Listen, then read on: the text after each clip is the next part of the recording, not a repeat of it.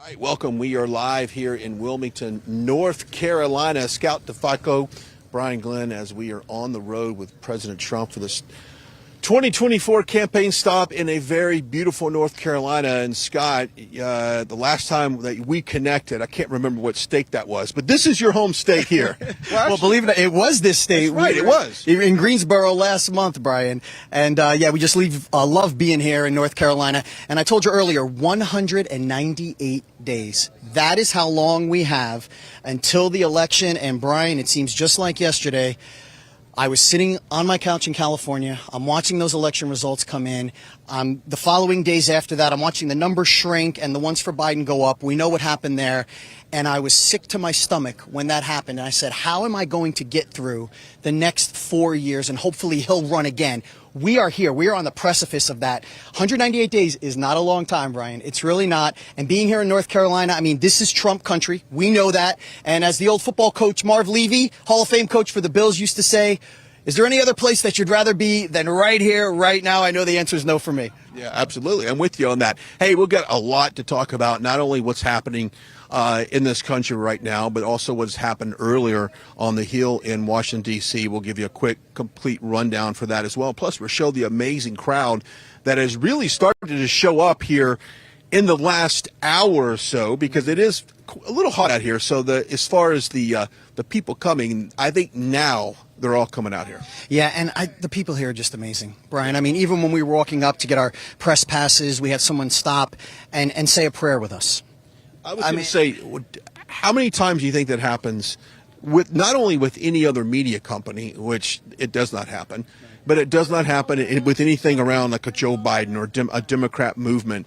But that's what happens under a conservative Republican movement, especially a Republican movement under President Trump. Well, I was speaking to a woman up there, too, by the front of the line, and we were talking about everything that's going on.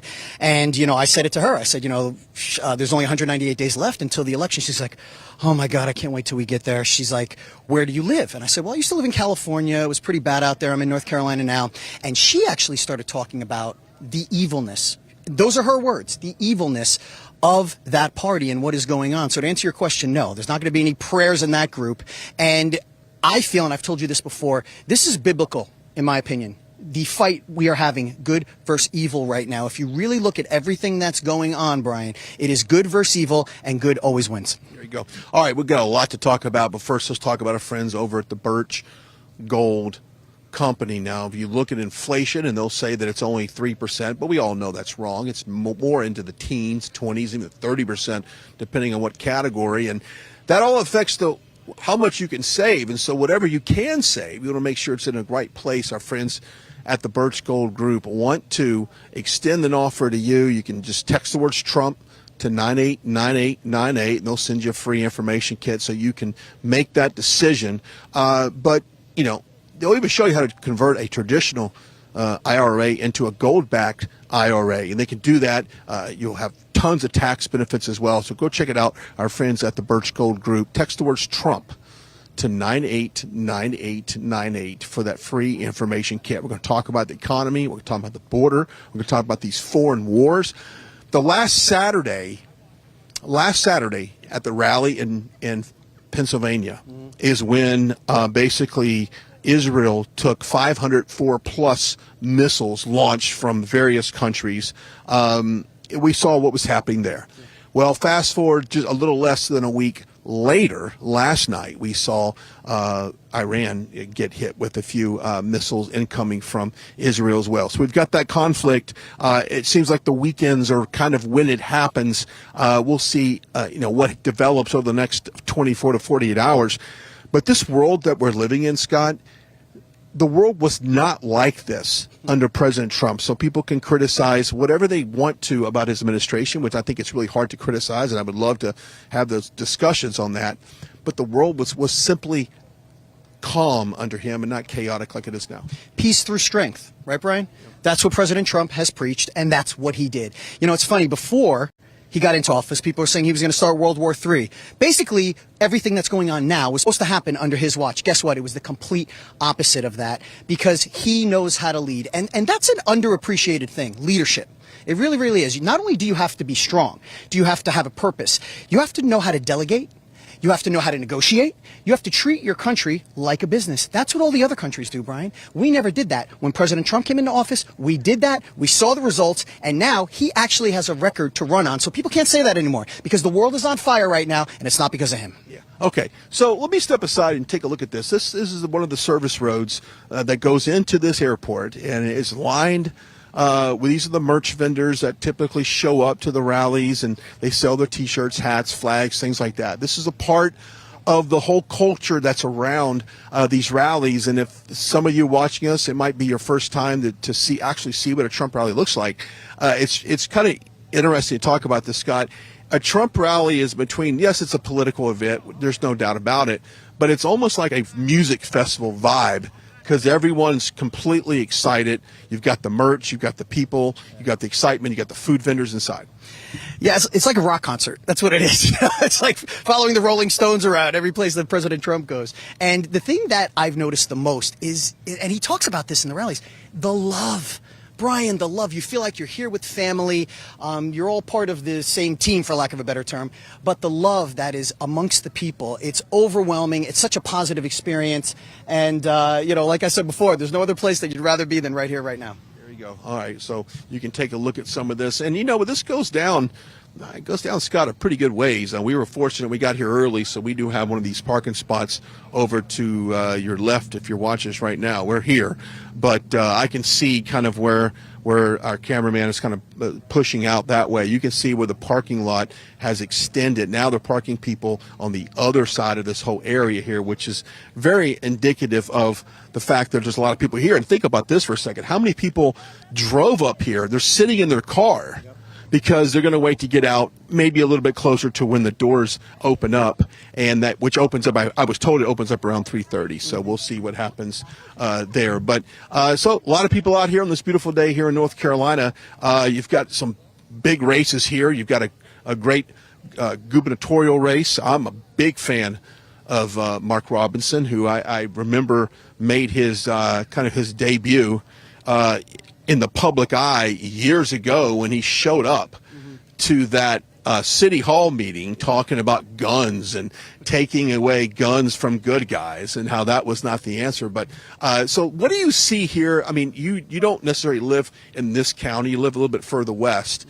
But where you live, what are you seeing politically as far as signs? Trump signs, obviously, Mark Robinson. But what are you seeing out there? A lot of Mark Robinson. Yeah. A lot of Mark Robinson. And he's a superstar. And President Trump has said that.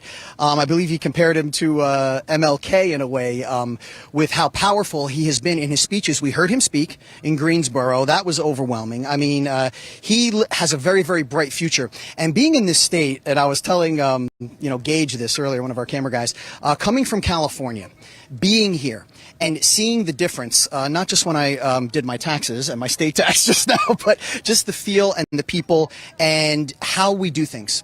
How we do things in North Carolina. It is America first. It is country first. It is family. And everything is from the heart, Brian. Out in California, it's a mess. We know that. It's a mess on every level. We were talking about inflation. And the average household bills have gone up $888 over the time Joe Biden has been in office. So that's how much more people are paying now every single month. That is unacceptable. Under President Trump, biggest tax cuts we've ever seen. The country was running smooth. Best economy the world has ever seen. And again, in 198 days, we are going to get that back. Yeah, we can get that back. And no matter where you're watching us right now, and put in the comments, wherever you live, let us know what the state of the economy is there. I mean, you go out to California. We were in New York with the trial.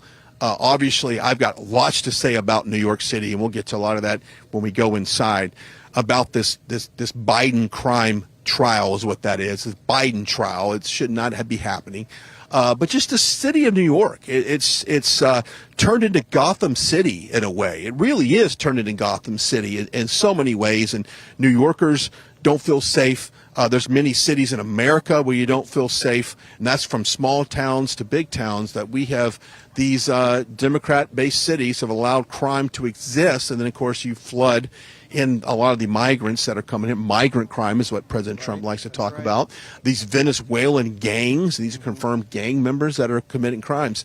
Every city in America is a border city, a border town, and they are feeling the effects of this open border. What did you see in Harlem, Brian? I saw support for President Trump. Yeah. I saw support for President Trump, but they're supporting him now because they know they've been lied to for years by Democrats, and Democrats have promised to give all these benefits, and which is not the solution. You don't just give out money to people because you spend money. You need opportunity, and what President Trump did to a lot of black colleges, these universities, is historic as well. But people need change. And he's getting votes in areas that traditional Republicans have not done very well. I mean, he is getting a substantial base of African American voters and also Latino voters. Yeah, and that support is going through the roof, and it just gets more every single week. We're seeing an uptake in his support from the African Americans, like you said, and the Latinos. I know in California, a lot of my Spanish friends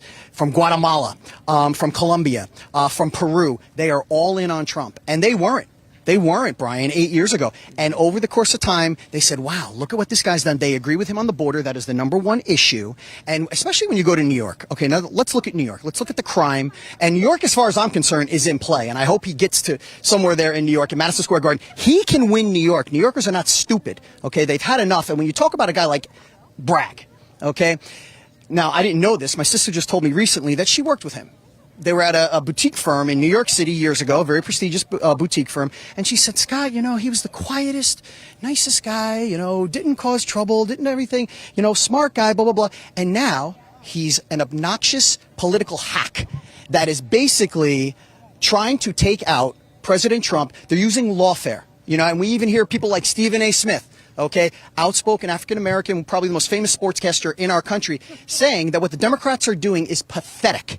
What they're doing is pathetic, Brian. They're trying to beat him, and we talked about this analogy this morning. It's like the Lakers are playing the Nuggets, okay, in the playoffs. The NBA playoffs start today. And it's like the Lakers trying to take out Jovic, their top player, by saying, oh, well, he did this, he did that. Not trying to beat him fair and square, because they can't. They can't beat him fair and square. This is how they're going to try to get rid of him. That's why this court case, which starts Monday, the opening remarks, is so dangerous. And you're talking about a guy, Bragg, okay, who 60% of the felonies in New York have been brought down to misdemeanors, Brian. Right? Yeah. Now that is outrageous. And yet they're prosecuting President Trump. This has never been done before. And look at the jury members. Yeah. I mean, that's a whole nother thing. That's why you cannot prosecute a president, because you cannot get a fair trial. You can't. All right, so we've got plenty more to talk about that when we get inside. But as you can see, people are coming in, and then we'll talk to some of these people here in just a minute as well. But, if you're just now watching this, Scott DeFalco, Brian Glenn, live here in beautiful North Carolina, Wilmington. I think the nation needs more Wilmington and less Washington in the world, because these are some great people down here, and I've spent a part of my life here in North Carolina, and just good people in this state, and they love this country, and they love Trump. We love Trump. This Trump country, it is, without a doubt. Where are you guys from? Wilmington. I was just saying, we need more Wilmington and less Washington in this country. So when someone tells you that President Trump, he may or may not win, it's tight between him and Biden, you say what? He's always going to win. Yeah. What would President Trump do on day one once he could already still be president? Yeah, well, I would agree with you on that. But what should he do on day one on this new administration? Take America back. Get rid of all these crap policies Biden put out. Yeah, the policies is what killing. Thank you very much. The policies is what's really killing what it is. It's not necessarily. He's basically the first 6 months he did nothing but reverse all of these policies that Trump from day one. All right, let's go ahead and walk down here. We're going to walk to the very end, and then we'll make our way. I'll follow you, Corey. Then we're going to make our way to the line, which, by the way, the line is way back there. I'll let you take it from here. Yeah, Brian, this parking lot has filled up, and Brian Glenn going over saying hello to some of the RSB fans. They love us here in Wilmington. Really, wherever we go, it's like being with Tom Cruise. When I show up at these rallies with Brian, everyone knows who he is. He is the star here, that's for sure. And he started this 4 years ago. I told people the story. Brian and I met. He was hosting a show, and we met in Waco, Texas.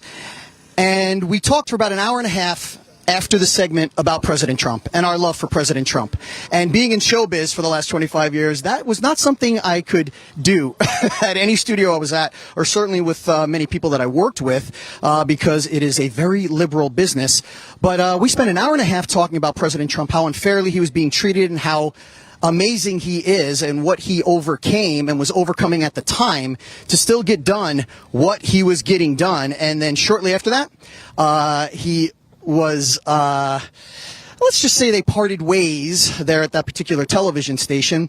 And he called me up and said, Scott, I am not there anymore because I like to post about President Trump on Instagram, and some people don't like that.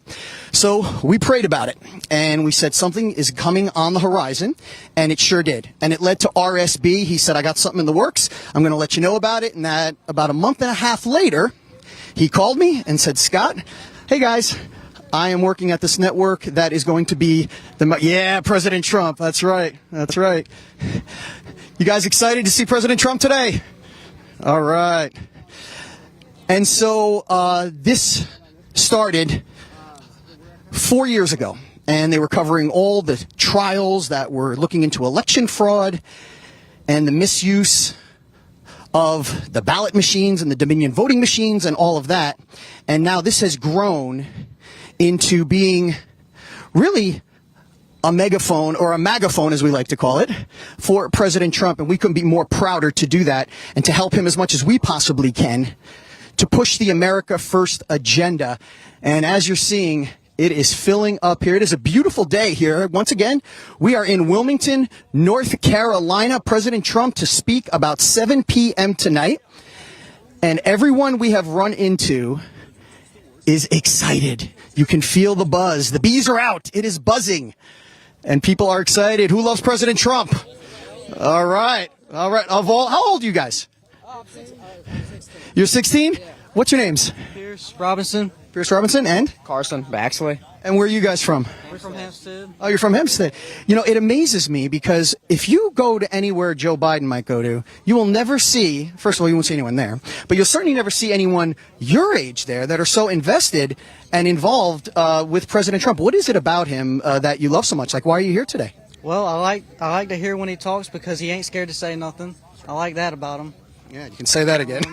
Because Biden can barely speak, so... Yes, he can't even read off a teleprompter, right? Right. And I told people, you know, right. I told people for the last election, which, do you guys feel that was a stolen election? I think it's definitely possible. 1,000%. I think it's a good chance. I think so. Well, I tell people that there's no one with 2 eyes, 2 ears, and 2 brain cells that could possibly think that incompetent fool who can't read a sentence off a teleprompter got 81 million votes. Give me a break. Definitely not. Right. Doesn't make any sense, and now everybody's seeing where he went wrong. So he's going to take it this time, right? Yeah, he is. Oh, yeah. Of course. Of course he is. Well, he's definitely, it's 198 days. I keep saying this. We're going to do the countdown. 198 days until we get our country back. Guys, thanks a lot. Enjoy the rally. Okay, have fun. Appreciate you. Appreciate you. Yeah, people of all ages. It's not just, an older generation. The younger generation is all Trump. It's cool to like Trump. It is cool to like him. I mean, I remember I grew up with Trump. I am from New Jersey, actually, and we got some more vendors here. And, snow cones. Those are huge on a hot day like today. I'm going to have to get one of those for me and my camera guys. But, I tell people this story, and, it's funny. When I was growing up, I grew up in New Jersey, okay, and President Trump's from New York. And there's a place called, and he'll appreciate this story, I don't know if he's watching right now, but there is a skating rink in Central Park called Wallman Rink, okay? Now, this is going back to 1986. I'm not going to tell you how old I was then because I hate my age. But it was 1986, and they could not get this skating rink up and running. They tried for 5 years. They spent over, I think it was $15 million, and they couldn't get it up and running. So Donald Trump at the time, who's into real estate, went to Mayor Ed Koch. Now, they were not the best of friends.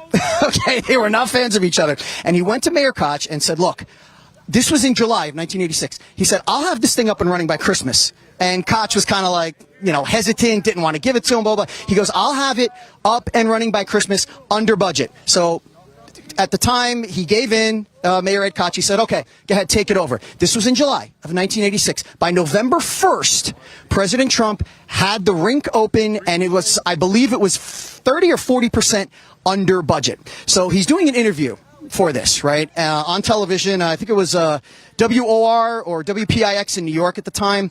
And my father calls me over, and I was, young at the time. And he said, Scott, you see this guy right here? He's a real estate developer. His name's Donald Trump. He goes, and he tells me the story about what he's being interviewed about opening, Woman Rink. And he said, this is the kind of guy you want to emulate, because while he's very outspoken, he goes, but it's okay to be outspoken when you can back it up. This man, Scott, and my father was obviously a big fan of his and appreciated what he did for the city of New York. That's what's so pathetic about what's going on right now with these phony trials there. But he said, Scott, this is the kind of guy you want to emulate. Someone who does what he says and follows through. And I heeded those words. And from that point on, I became a fan of Donald Trump at the time, not President Trump. And I followed him, and we were such big fans, actually. Many people may or may not know this, but Donald Trump, back in the mid-'80s, owned a USFL football team named the New Jersey Generals. Herschel Walker, Doug Flutie were on. I believe the old Jets coach Walt Michaels was their coach, and we had season tickets. So he was the owner of New Jersey Generals. My dad was such a fan. We had season tickets on the 20-yard line. Just a couple little stories about my history with Donald Trump and how I came to know him, and it was through that. And guess what? He is no different than he was then. He still does it, whether you like him or not. I'll tell you what, he does what he says. And we all love him here, obviously. The people that don't like him, when he does what he says, they don't like that either. But it's for the good of the country. This man does not need to do this. He's taking every bullet possible for us. And this is a time in our history that people need to take a moment and appreciate, because they're going to teach classes about it. They're going to write books about it, about how he saved America. That's a true story, but only history will tell that story. But I guarantee you that's what's going to happen. So we'll move along here. And more people are starting to come in. We're expecting a big crowd tonight. As always, you guys excited to see President Trump? Absolutely. Absolutely. More young ones here to see the president. Wow, it is so nice today. Last time we were in Greensboro, it was a little colder, but we're getting to the summer now. It's going to get a little warmer. And they have some great stuff here. Look at this. I mean, stuff for the guys, for the girls. I mean, this is some pretty cool swag right here. This is the Trump swag. Wow. Okay. I got to get my girl one of these. If she's watching right now. Christine, what do you think? You like that? Okay. And yes, honey, I know your size. So, yes, I will get you one of those. Wow, very good stuff. Very good stuff. Hello. Hello. Okay, we'll turn back around here.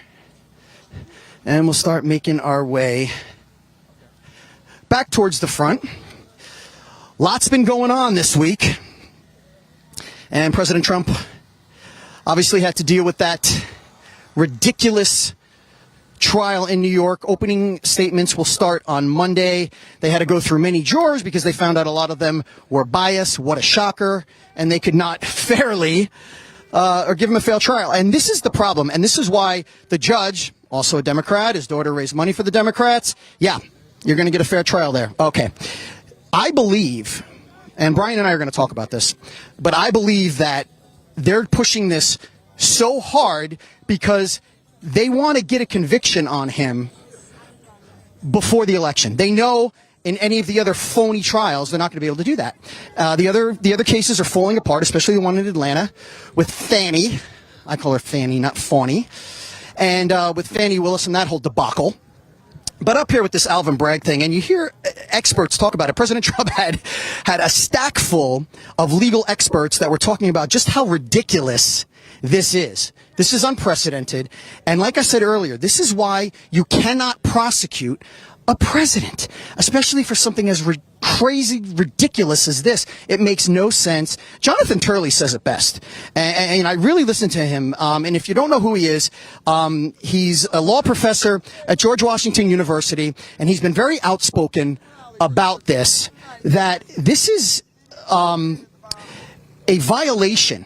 It's just a violation of President Trump's rights, the gag order, everything. And it's a phony trial that is completely being used to prosecute a political opponent.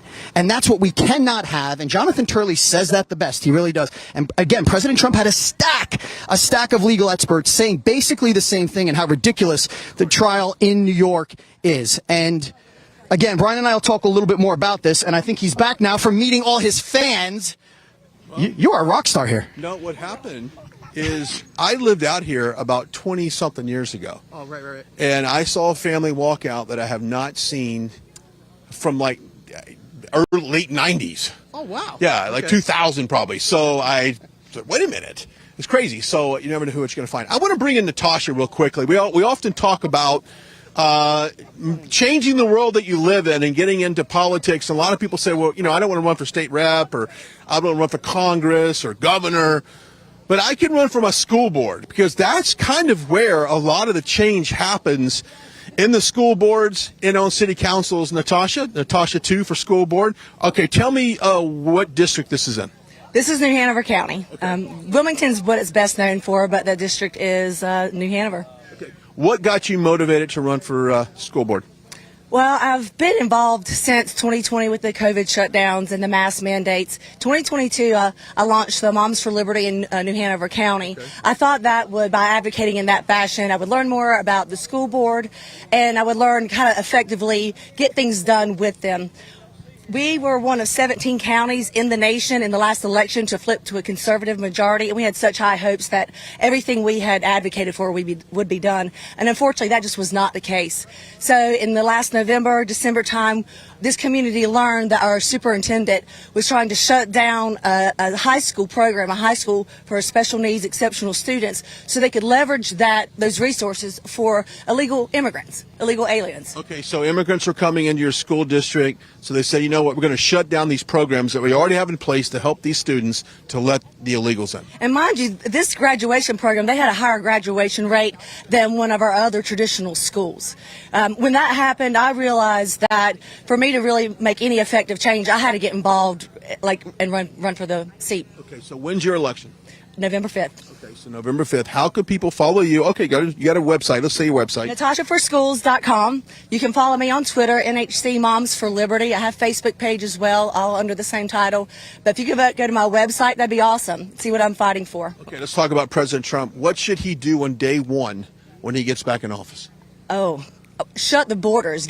Obviously, for all the illegals. I would love to get on, put in place all those policies he had before that Biden has destroyed, and I'd like for him to shut down the Department of Education. It's 90% of those funds go to administrative funds.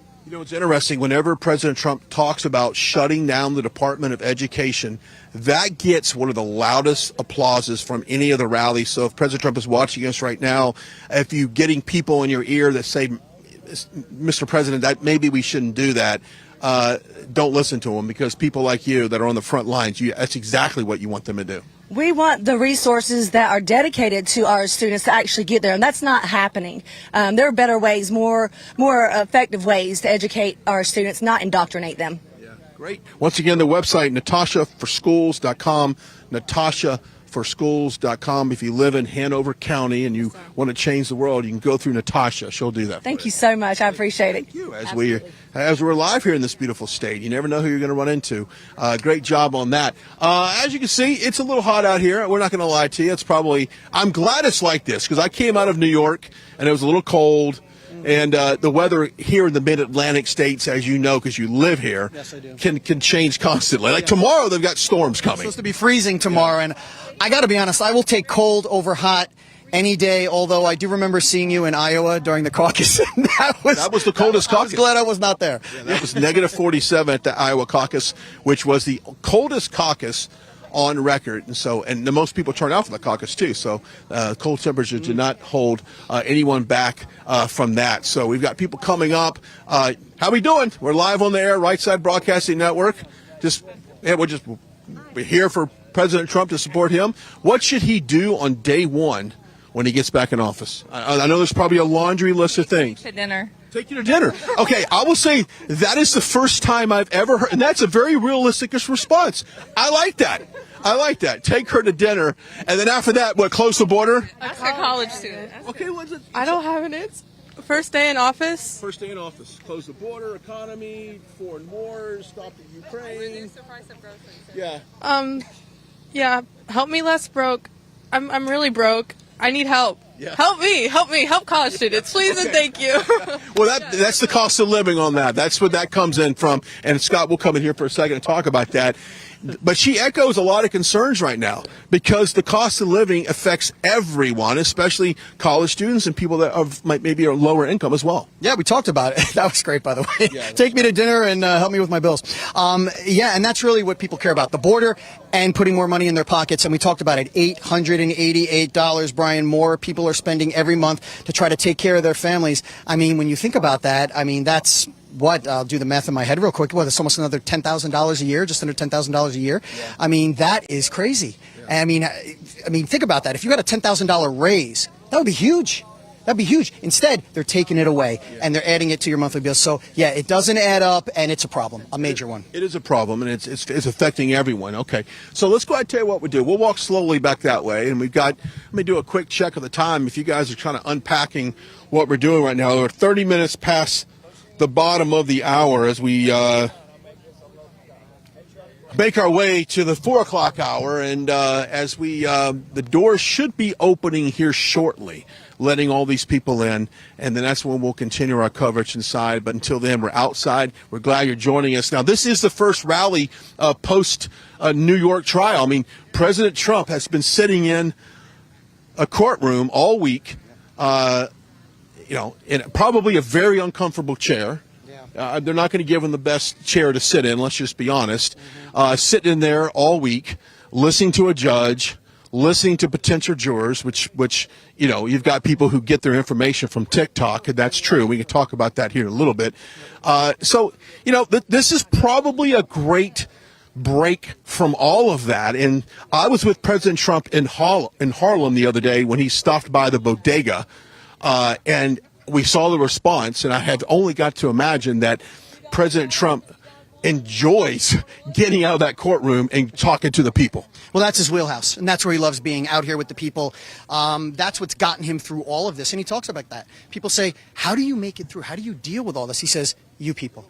The inspiration I get from being here with you, the energy that he gets from people all over the country that love this man and appreciate what he has sacrificed and what he continues to sacrifice to put first the America agenda, put America first, Brian. And so when he does this, this is like a break. It's a breather. It's a recharge for him. And then he'll go back in and attack on Monday. But I'll tell you this, Harold Ford Jr., who's on the 5 a lot that I watch, He's a lib. He is, but he's fair sometimes. He's fair sometimes. And this is something that he said that was fair. And he talked about it the other day about Donald Trump as a political athlete. And he said he is a Hall of Famer. Oh, as a political athlete, yes. Yeah. And that's because, well, first of all, he's a branding expert. We know that. But he seems to take, and he's a very positive guy. I mean, now I don't know firsthand, but he strikes me as the type of person that once he hears something bad, he is immediately on it to make it good and to fix it and to turn lemon into lemonade, or lemons into lemonade. But he talked about how he's using these trials, his time there wisely, before and after he goes in, as a campaign message, Brian. I said it's brilliant. That the state of New York and what they're doing to him, they are going to regret dragging President Trump to your state, to your city for 4 to 6 weeks or however long it takes, because when he's not in court, he is going to take full advantage of talking to New Yorkers and people around that state that come in just to view everything that's going on. They're all on display, and outlets like ourselves and the media of the world, which is there, by the way. The media presence to cover this trial is something like I've never seen before. He's echoing his rally talking points every single day. It's wonderful. So I think New York is going to regret giving him this stage and platform for that as well. Well, what's the term that Katie Couric used recently? Was it unintelligent or something like that about the MAGA movement and the people that follow? And I don't know. Do you consider yourself unintelligent, Brian? I mean, I have a college degree. I think I'm pretty smart. You're a smart guy. My sister's a Harvard Law graduate. Yeah, real unintelligent people that support Donald Trump, Katie Couric. And you know what's unintelligible or unintelligent? Doing the same thing over and over and thinking you're going to get a different result. This is exactly what they were doing and have been doing since 2015. They've been trying to take this guy down. They've been trying to criticize and have criticized his followers. So she had her Hillary moment. Okay, so to me, the stupid people are the ones that keep trying to attack him and his followers, trying to persecute him in every way possible, except at the ballot box when they don't cheat and think that they're going to get a different result. That's unintelligent to me, Brian, and that's what they keep doing. And guess what? It's going to lead to another loss. There we go. All right, here in a few minutes, we're going to turn and walk towards the front. But I do want to talk about a new partner that we have on here. And if you're tired of feeling weighed down of toxins in our food, the water, and also in our air, our friends over at Epic Minerals has a zeolite product that can help you feel much better. It will help you get these toxins that you're continuously absorbing through the water, through our food, and the air that we breathe. So take control of your health, detoxify your body. The information for that is on your screen. It is epicminerals.net. That's epicminerals.net. Go check it out. The way you look, the way you feel is probably one of the most important things that you have in your life. You have the freedom. We live in the greatest country. That's not even debatable. But your health is something that should be a priority. So check these guys out over at epicminerals.net. Don't forget to use that promo code RSBN at checkout for 10% off your purchase. Act right now. I know that they've had some tremendous response. I would hate for you to lose out on this product because we have so many people that want to feel better and look better, and they would do just that with this Zeolite Extra from Epic Minerals. The website, epicminerals.net. Who doesn't want to feel and look better? Okay, let's go ahead and turn. We'll walk towards the front. We'll talk to a lot of people as we get up to the front of the line. And like I said earlier, this is the first rally post the trial. I'm sure that President Trump, obviously, he's not going to talk specifics about that trial. We can talk about what we know about it, but necessarily the gag order, he can't necessarily do that. But he can talk about these judges and these district attorneys and just how this DOJ has been weaponized against him.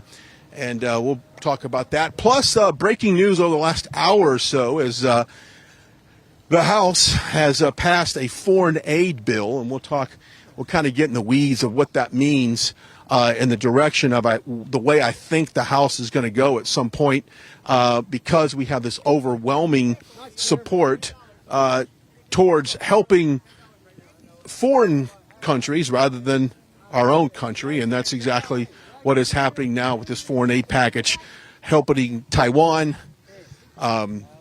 Ukraine, and Israel, and really sending an unlimited amount of funds to Ukraine, which we've already sent over $100 billion already.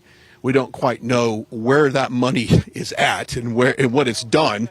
And so Speaker Johnson would like to turn this around and say that where this aid package goes to a lot of U.S. companies that make, arsenal, bullets, guns, things like that to be used in war, and that it's actually it's good for the American economy. And I just argue that I don't want anybody's economic policy or their basis for their economy to be on the hands of killing people. I think what we're seeing is this conveyor belt of tax dollars going to Ukraine, an audit that we've called for. We haven't had that done yet. So I'm openly against sending another penny to Ukraine. I really don't want to send another penny to any country right now because, Scott, let's be honest, we're broke. Yeah, we are, Brian. And, what Speaker Johnson says, pull the other leg, it plays jingle bells. I mean, give me a break, Brian. The reason why this is even happening is because of the money that's been sent overseas and the money that's being sent to Gaza. That's what's funding Hamas, okay? And that's what's funding Iran indirectly. And that's why this is all happening. So we're arguing, or people that feel the way we do, arguing, hey, we don't want to give any more foreign aid. We don't know where this money's going. It's totally unaccounted for, and it's caused more problems. It's done more harm than good.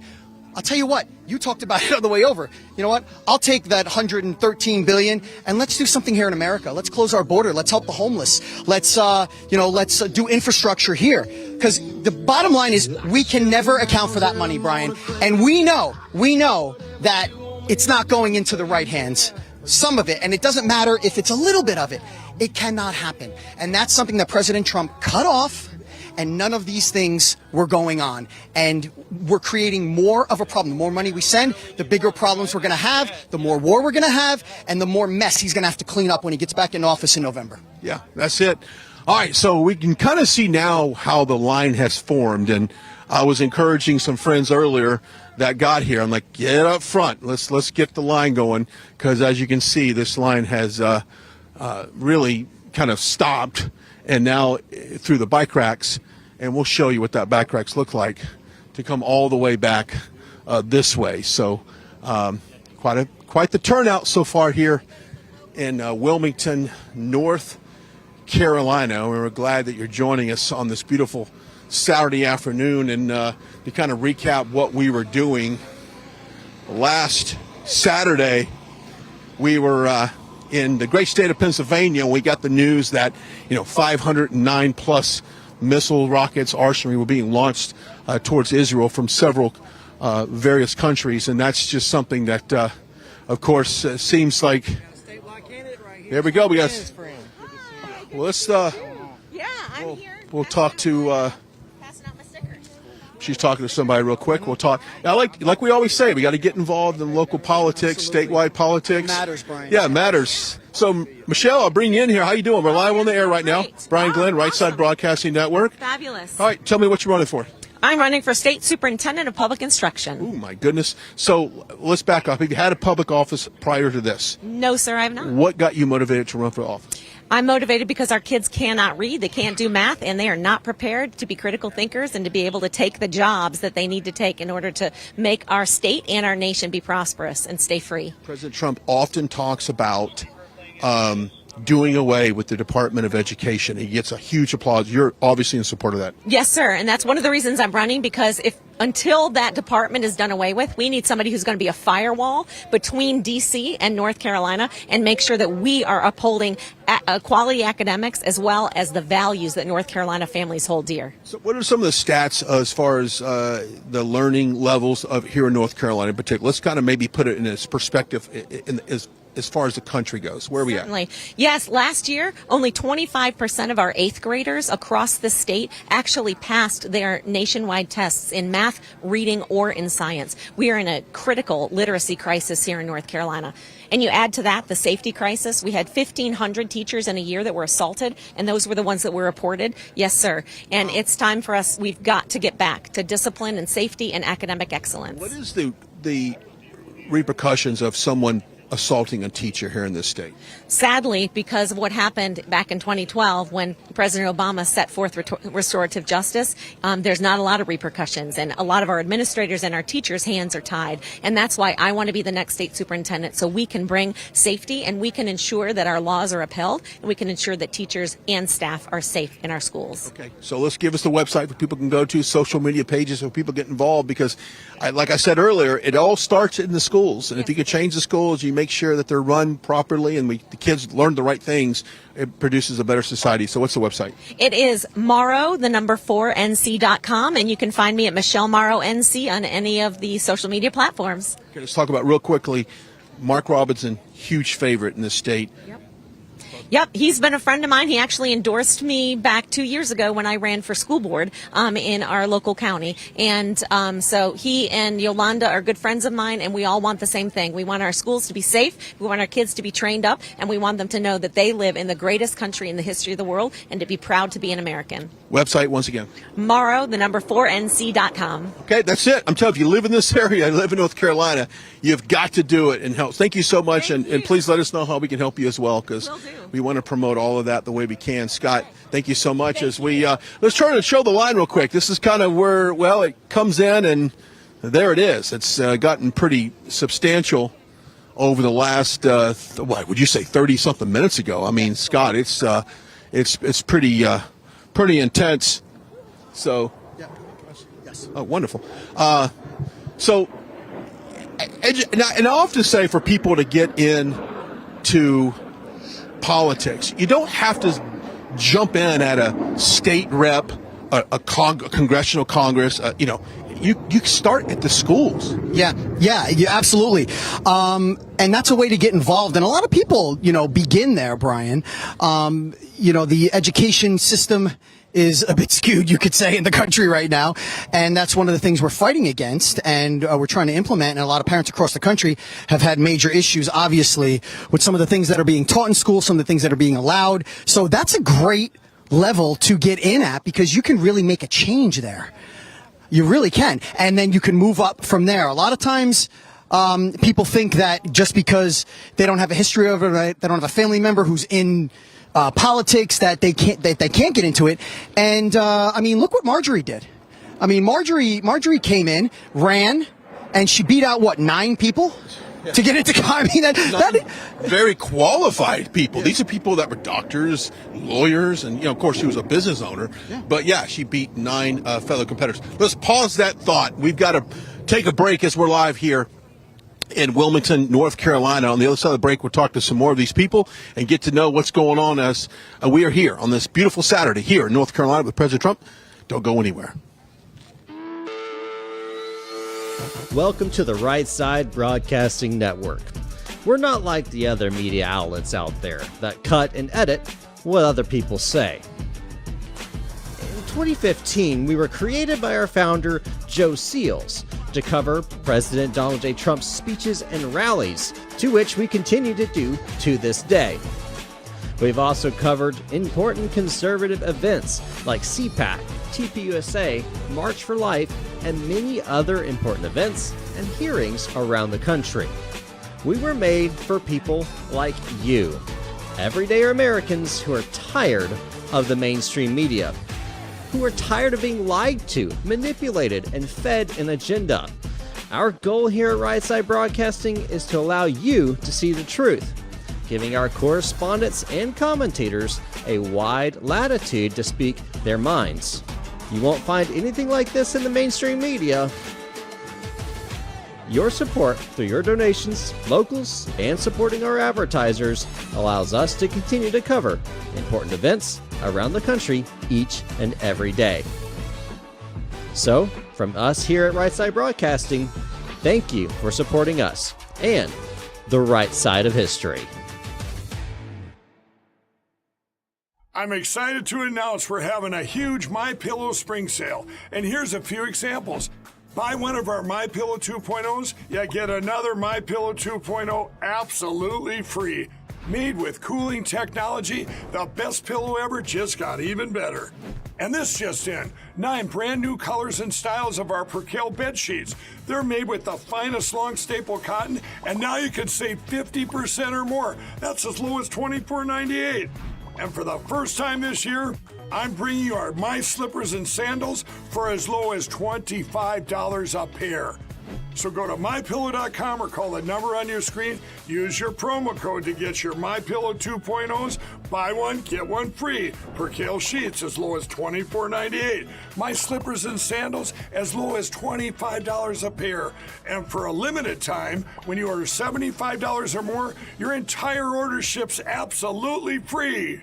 Parents and grandparents, the 2024 Kids Guide to President Trump is here, and it's free. As a bonus, your child gets a free issue of Everbright Kids Magazine and Activity Book, and a free video lesson. Order now at freetrumpbook.com. That's freetrumpbook.com. Well, hi, friends. Pro-life leader Frank Pavone here, National Director of Priests for Life and host of the weeknight program on RSBN called Praying for America. It's great to be watching another President Trump rally with you. And friends, as a pro-life leader, I want to thank President Trump for being the most pro-life president in our history, and he will be that again in a second term. And I want to point out to you what he's doing for our cause. He's preserving the very tools that we need to use to advance the protection of the unborn. In fact, the tools we need to use to advance the greatness of America on every level.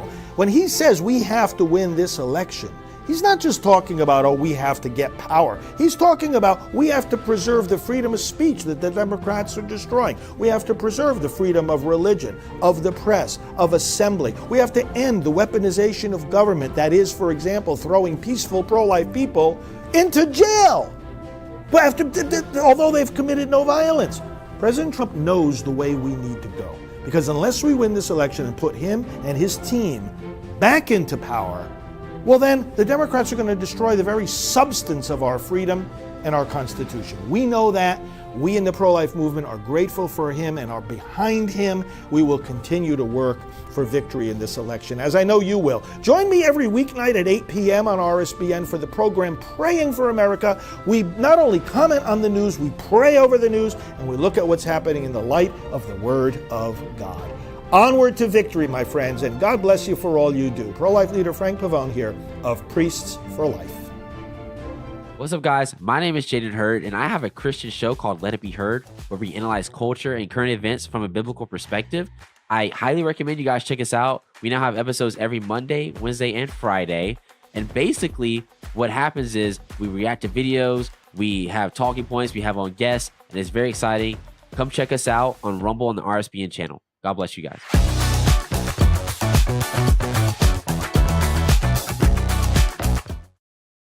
All right, back out here live in front of the lawn. You can see now we're in the bike rack area. So you saw us going down that airport road. This is where they come in and they'll go back and forth to the security.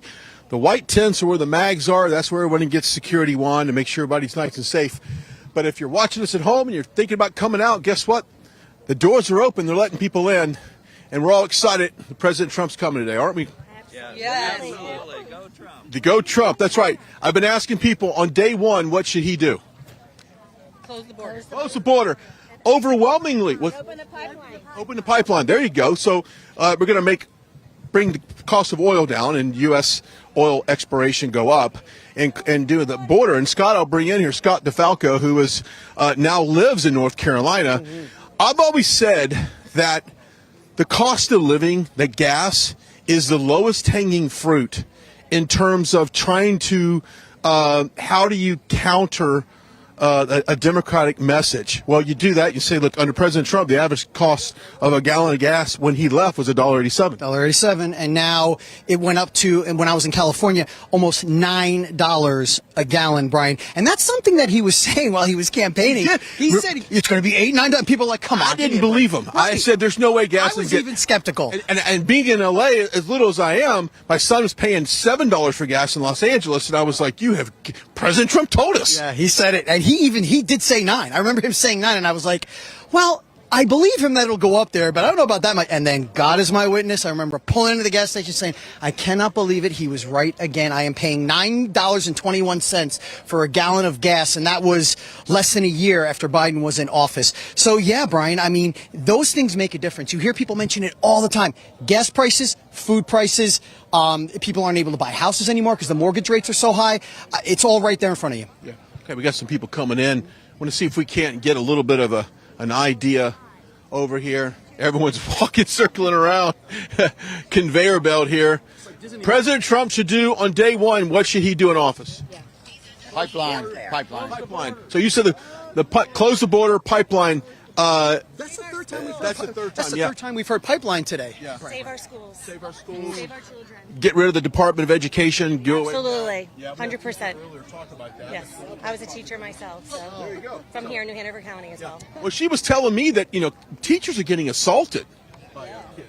Yes, this does happen. So you guys keep going. Thank you. Thank you very much. We'll talk to a lot of these people. I love the way this line is moving, though. Hey.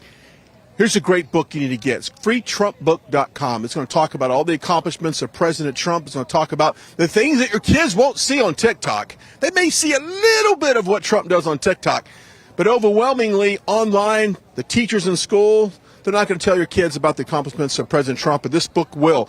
freetrumpbook.com, freetrumpbook.com. Put the promo code RSBN. Now, there is a small shipping and handling fee. That's just to get it to you. Mm-hmm. But the book itself is free, freetrumpbook.com.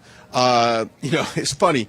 I want to talk to maybe some kids that are in school here, because you're not hearing the narrative in school that, hey, kids, when Trump was in office, your parents had more money. You could probably take better vacations or just go on a vacation. You probably bought a car every 3-4 years. You might have had, school clothes might have been a little bit more than what you normally needed. Right. But now under the Biden administration, that's simply not the case. And here's another theme we're seeing today, Brian. Young people. Young people from 5 years old. I spoke to two 16-year-olds while you were talking to your friends earlier.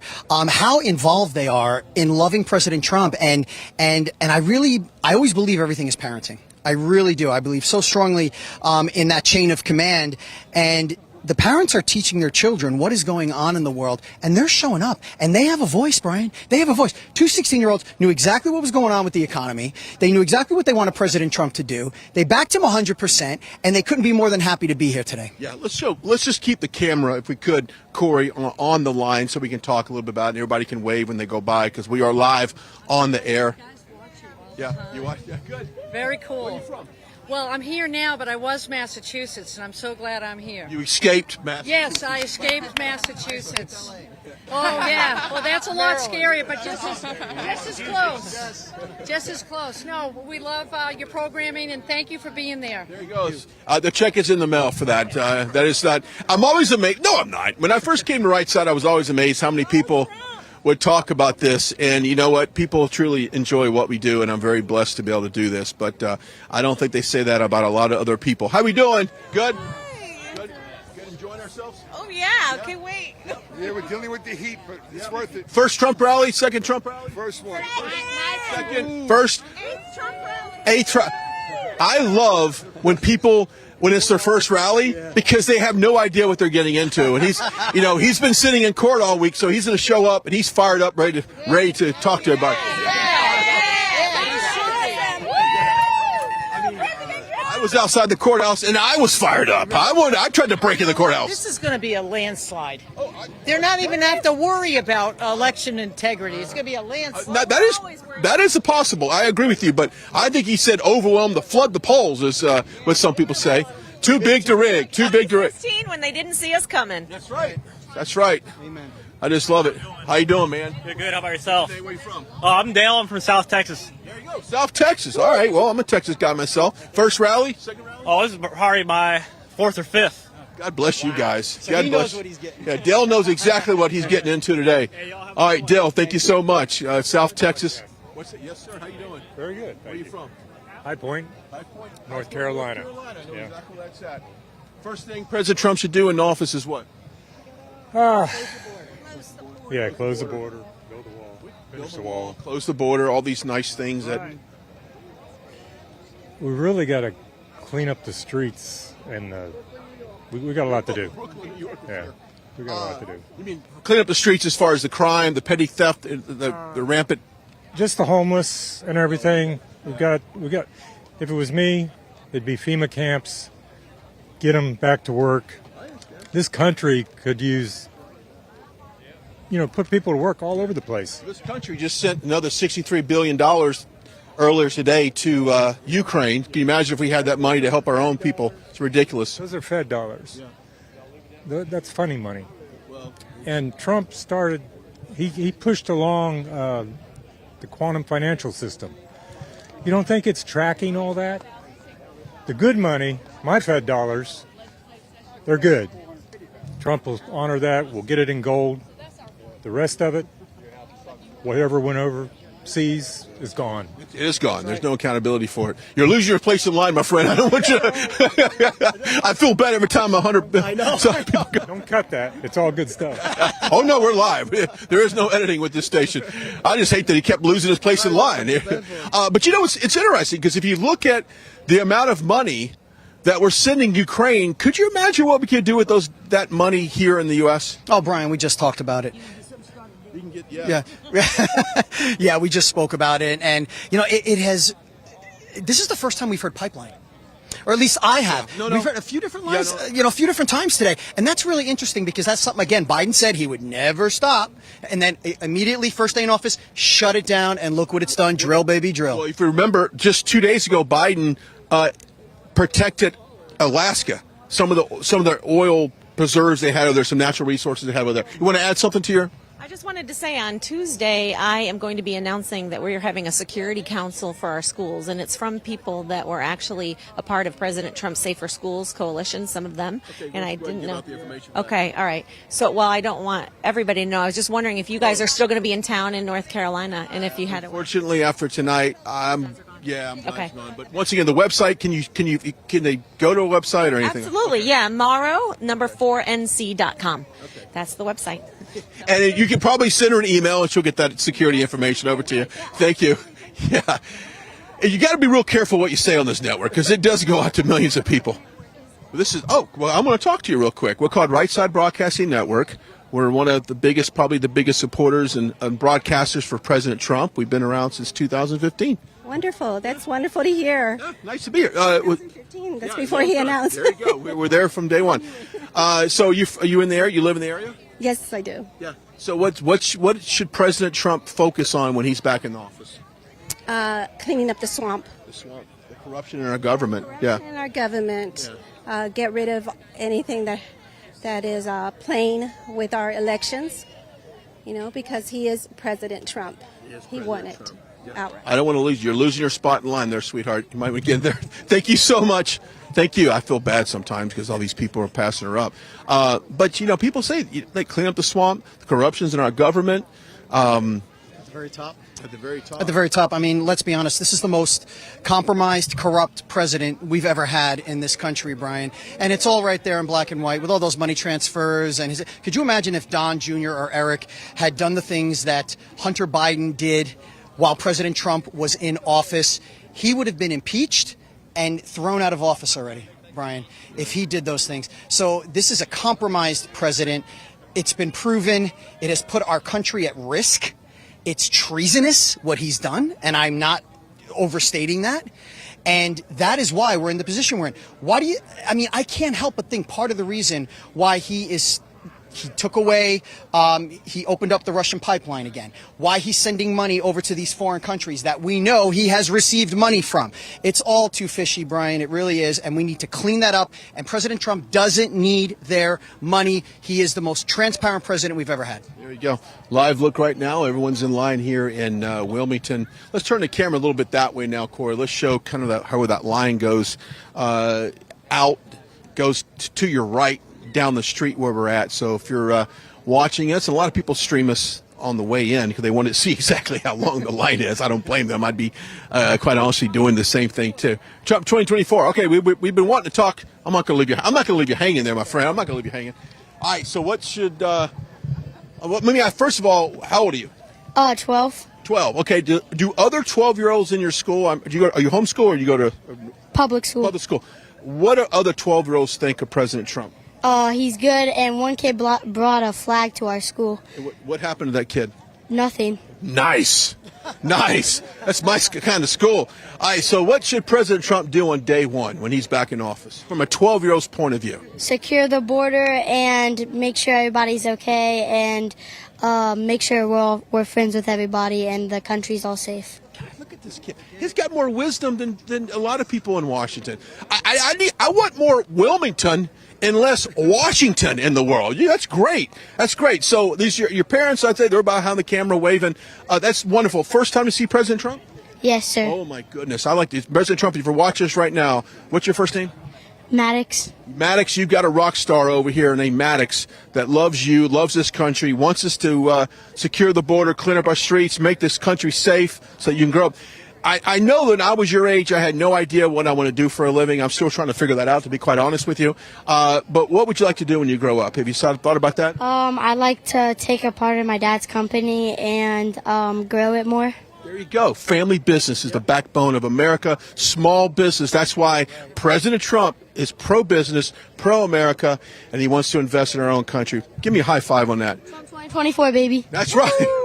I believe that's going to make a clip for the internet, so just stand by on that. Good parents there. God bless you guys for raising a kid. I mean, think about that with this, Matic. What did I just tell you? Yeah. What did I just say? The kids these days, how invested they are in President, and he knows exactly what's going on. And by the way, Brian, just so you know, I think you might have a future in broadcasting, so you might want to stick with that right now. Right now, it's questionable to some, but that's okay. But we're glad you're out here today. Look at this crowd. and it just keeps coming. Yep, it just keeps flowing in. People love President Trump. They are all here, Brian, for him. A lot of people, it's their first rally. Is it your first rally? First rally. Are you pumped? Okay, what are your names? I'm Logan. Tyler. Where are you guys from? From here. From here? From Wilmington? Okay, yeah, Brian's been saying we need more Wilmington than Washington because everyone here seems to get it and what we need to change about this country. Have a good time, guys. You are going to love it. Trust me. Wow, the line just keeps going. This is like Disneyland. It's like Pirates of the Caribbean. The long line here, and people just keep going. Just keep coming because there's no way they're going to miss this ride. And for a lot of people, first rally today or no? Second rally. Well, the sequel will be better than the original. This is one instance where that will happen. Usually the sequels are not as good. But with President Trump, it's all good, every single one. All right. Right, so what are we going to do? First day in office, what do you want President Trump to do? I want him to make America great again. And that's exactly what he's going to do. What do you want him to do? First day in office. Stop spending money on Ukraine, Israel, and free Palestine, but put that money back into our pockets. Americans come first, always. Always. Thank you very much, guys. Have a good time today. Yes. Women for Trump.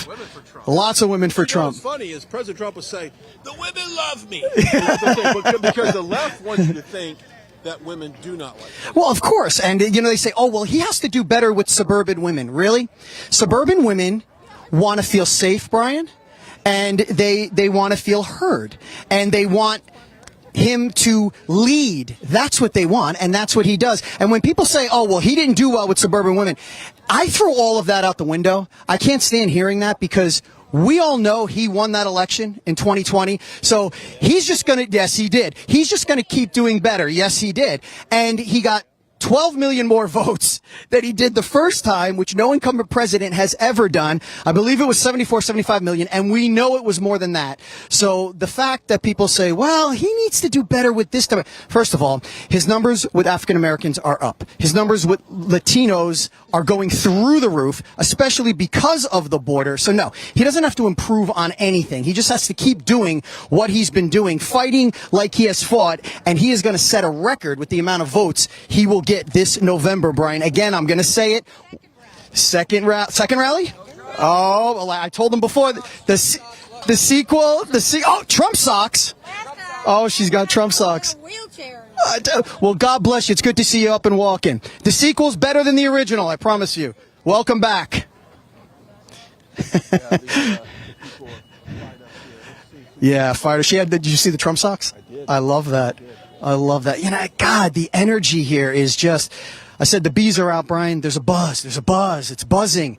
People feel it right around the corner is this election, and we can get that redemption. We've waited. It's going to be 4 years now for when we all sat and got sick to our stomachs with them telling us Joe Biden has won the presidential election of 2020. No, he did not. It was stolen. He is a compromised president. He is a corrupt president. We are going to fix that. President Trump has not stopped fighting. Like he has said, he had a darn good life. He had a great life. He did not need to do this, but he cares about this country, Brian. His priorities are straight. He wants to put America first. That's why he is back running again. And the history books are going to show he saved this country. He did say this. Let's walk around this way. Let's keep walking here. At about 15 minutes past the hour, we are going to take a break. We're going to transition inside. But before then, we're going to talk to a few more people. Hey, it's kind of nice to get a little bit more cloud cover in here. At least we're nice to knock that temperature down just a little bit on that. So we'll go over here. How we doing? Ready for Trump today? Yeah. Great. Where you from? North Carolina, Raleigh, North Carolina. By the way, of a couple places. There you go. By the way, we're doing all right? Doing all right? You were just watching me. Yes, ma'am. How are you? Yes, wonderful. How are you? Let's hug it out. What should President Trump do on day one? Let's walk so we don't lose your spot. We're taking back this country. We're taking back America. Taking back America. Absolutely. That's what we should have never given it up. But since we did, we're taking it back. We're going to take it back, and we're going to win it big is what we're going to do. Huge, massive landslide. Yeah. I predict a landslide as well. As long as we count the votes correctly, we're all good on that. Thank you. Right about that? Thank you very much. Okay, so as we we'll just keep the camera here. So if you're just not watching us, this is what we're looking at right now. How are we doing? Good. How are you? Good. Moms love DJT. Oh, yes. That's right. Absolutely. Moms will save the country, as I often say that. Exactly right. Yeah. They will save the country. Mama Bears. Mama Bears will save the country. How about you guys? How you doing? Great. Pretty good. First Trump rally? Yes. There you go. What do you expect today? I don't know. I don't know what to. I don't know what to expect either. Oh, okay. Well, yeah. Well, you're gonna have a good time. I can tell you that. You guys keep on walking. How you doing? And a lot of people, Scott, when it's their first time, they go, okay. So what am I? I've seen these on television, online, but what exactly does it look like? That my life matters because I am a deplorable. So I feel like my life matters. Thank you very much. What's your name? Where are you from? Monty from Washington. There you go, Washington. So first Trump rally? No, second. Second. There you go. We picked a good day to come out here. First? Yeah. No, nothing. No. So I just came to learn something. Oh, really? Yeah. That's what's important. That's really what these rallies are meant for. Yeah. I'm not very political, and I got given this. Okay. And today I read about he's wishy-washy about non-abortion and abortion. It's got to stay. It's the states. What do you think about that? Well, I think the state should determine what it is. That's what it's meant to do. That's a cop-out, though, isn't it, for him not to take a stand? No, because he can take a stance on every issue. Let me ask you a question. What's your stance on it? I think it should be a woman's choice. You're pro-choice. Yeah. So would that prevent you from voting for Trump if he comes out and says, I want to make it to states' rights? Well, if he was hardcore about non-abortion. Let me ask another question. Yes. That issue aside, is President Trump the best person to lead this country? Right now, yes. There you go. Yes. Yeah, that's it. I'm scared. We got the worst of the two evils. No, we don't. Yes, we do. I could. How? You better air it. No, I'm airing it right now. We're live. I want you to give me one thing that Joe Biden does that's good for this country. Joe Biden is a little bit old, and he's a little bit old. He can't. He's too. No, listen to me. Yeah, he is a little bit too much giving on things, and I don't appreciate that. Do you think we should continue to give money to Ukraine? No. Okay. See, that's two things right there. You love it. The wall. Keep walking. Come on. Let's walk with me. That's right. Okay. Should we build a wall? Should we secure our border and build a wall? Yes. Okay. There we go. Yes. See, we're getting there. Trump is hardcore on that. Yes, he is. So abortion is another thing. Okay. Give it to the states. Right, but as far as our United States of America, hey, build that wall and make them come in legally. I don't say not at all. I say legally. I work Red Cross. Okay, so you're the humanitarian side of things, which I can see, which is great because you help the world. You help the world when they are needed the most. That's what the Red Cross does. Yes. Yeah, sorry. Anyway, I'm glad you're here because today he is going to talk about, I don't know if he's going to particularly talk about that issue today, but I'm glad that you're here. I'm glad that you came with an open ears and open mind. I don't even know if I gave you anything. I'm just coming with my heart and my mind as far as, our country, United States of America. Some girl said yesterday to me, I don't want that stamp. It has a flag. Oh, I sat there and went, what, girl? That's your country. She goes, well, I do love my country, but flowers are more happy right now. So that's where our country kind of stands. Yeah, I got you. Well, and it pisses me off. Yeah, it does. Sorry. No, you could say that. It makes us mad as well. Yeah. We want to put the country first. Yeah. What's for America first? It's our country. All right, you've been great. I got to get back over there. I'm gonna give you a hug real quick. Thank you so much for taking your time. No, I'm a hugger. I like to hug it out. Okay, we're a hugger.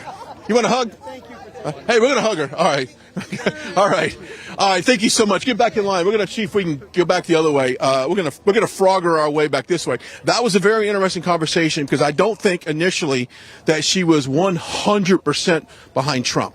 I think her issue was abortion, which is a very obviously a very divided issue to talk about. So I wanted to make sure that she had other things in common with President Trump other than that, and I wasn't going to let her off the hook on that. I was going to force her to talk about some of these issues that I know she has common ground with, and that is obviously who is the best president with the policy. Now, if she would have said Joe Biden had any policies that were good for this country, I was ready to really challenge her on that because I can tell you Joe Biden has zero policies that.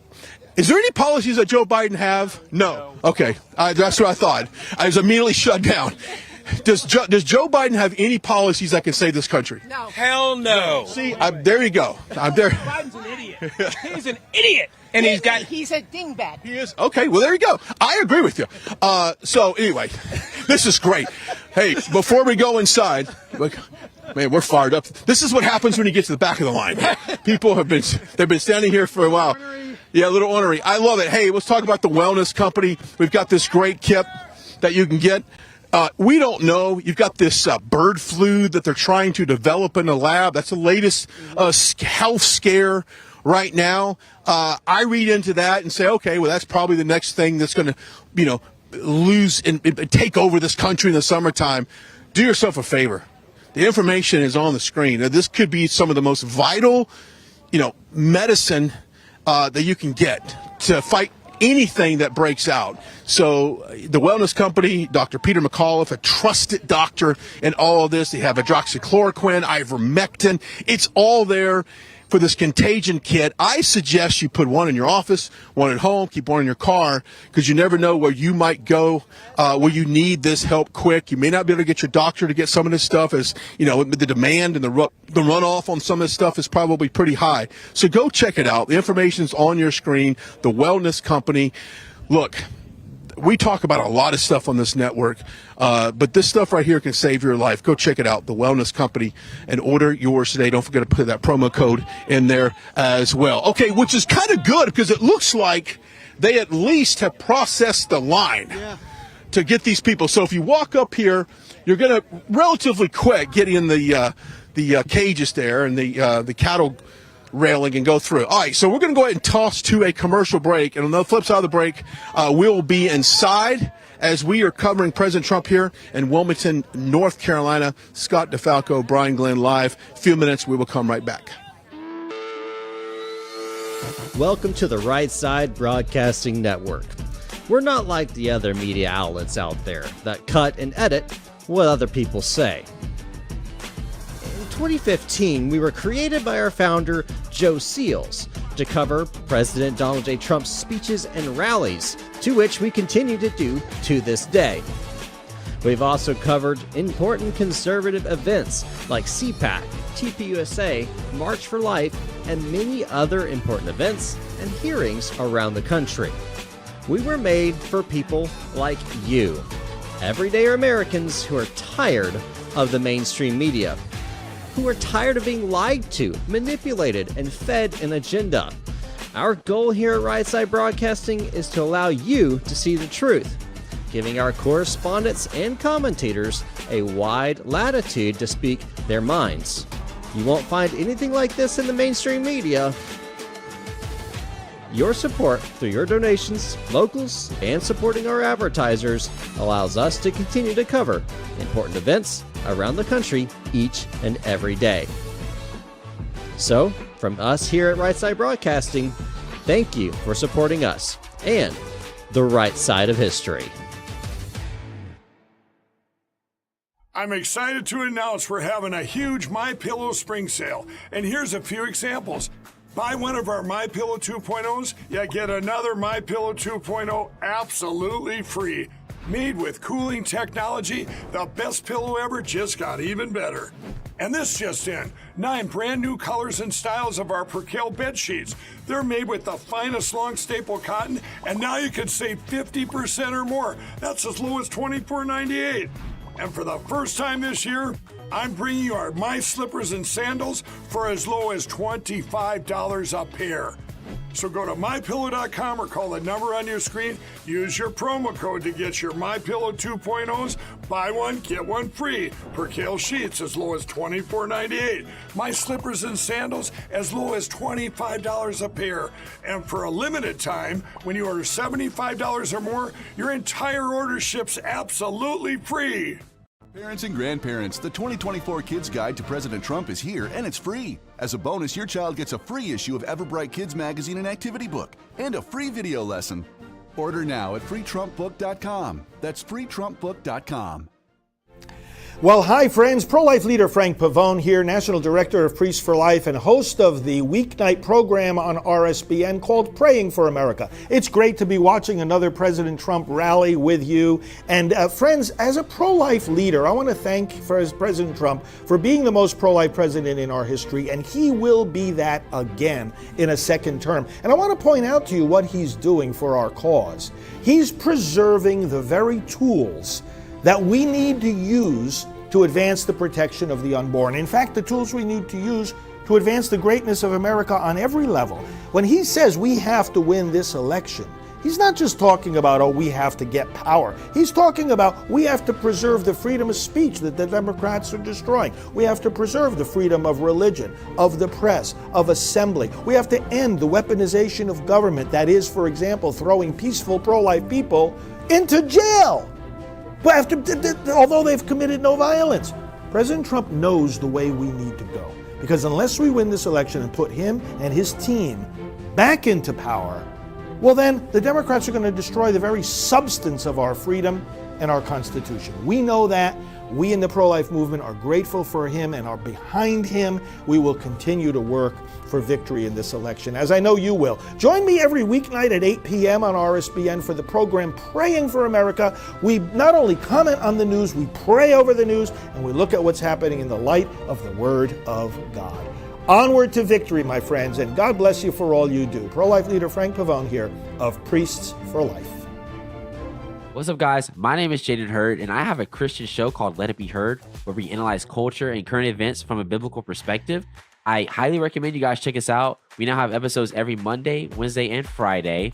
And basically, what happens is we react to videos, we have talking points, we have on guests, and it's very exciting. Come check us out on Rumble on the RSBN channel. God bless you guys.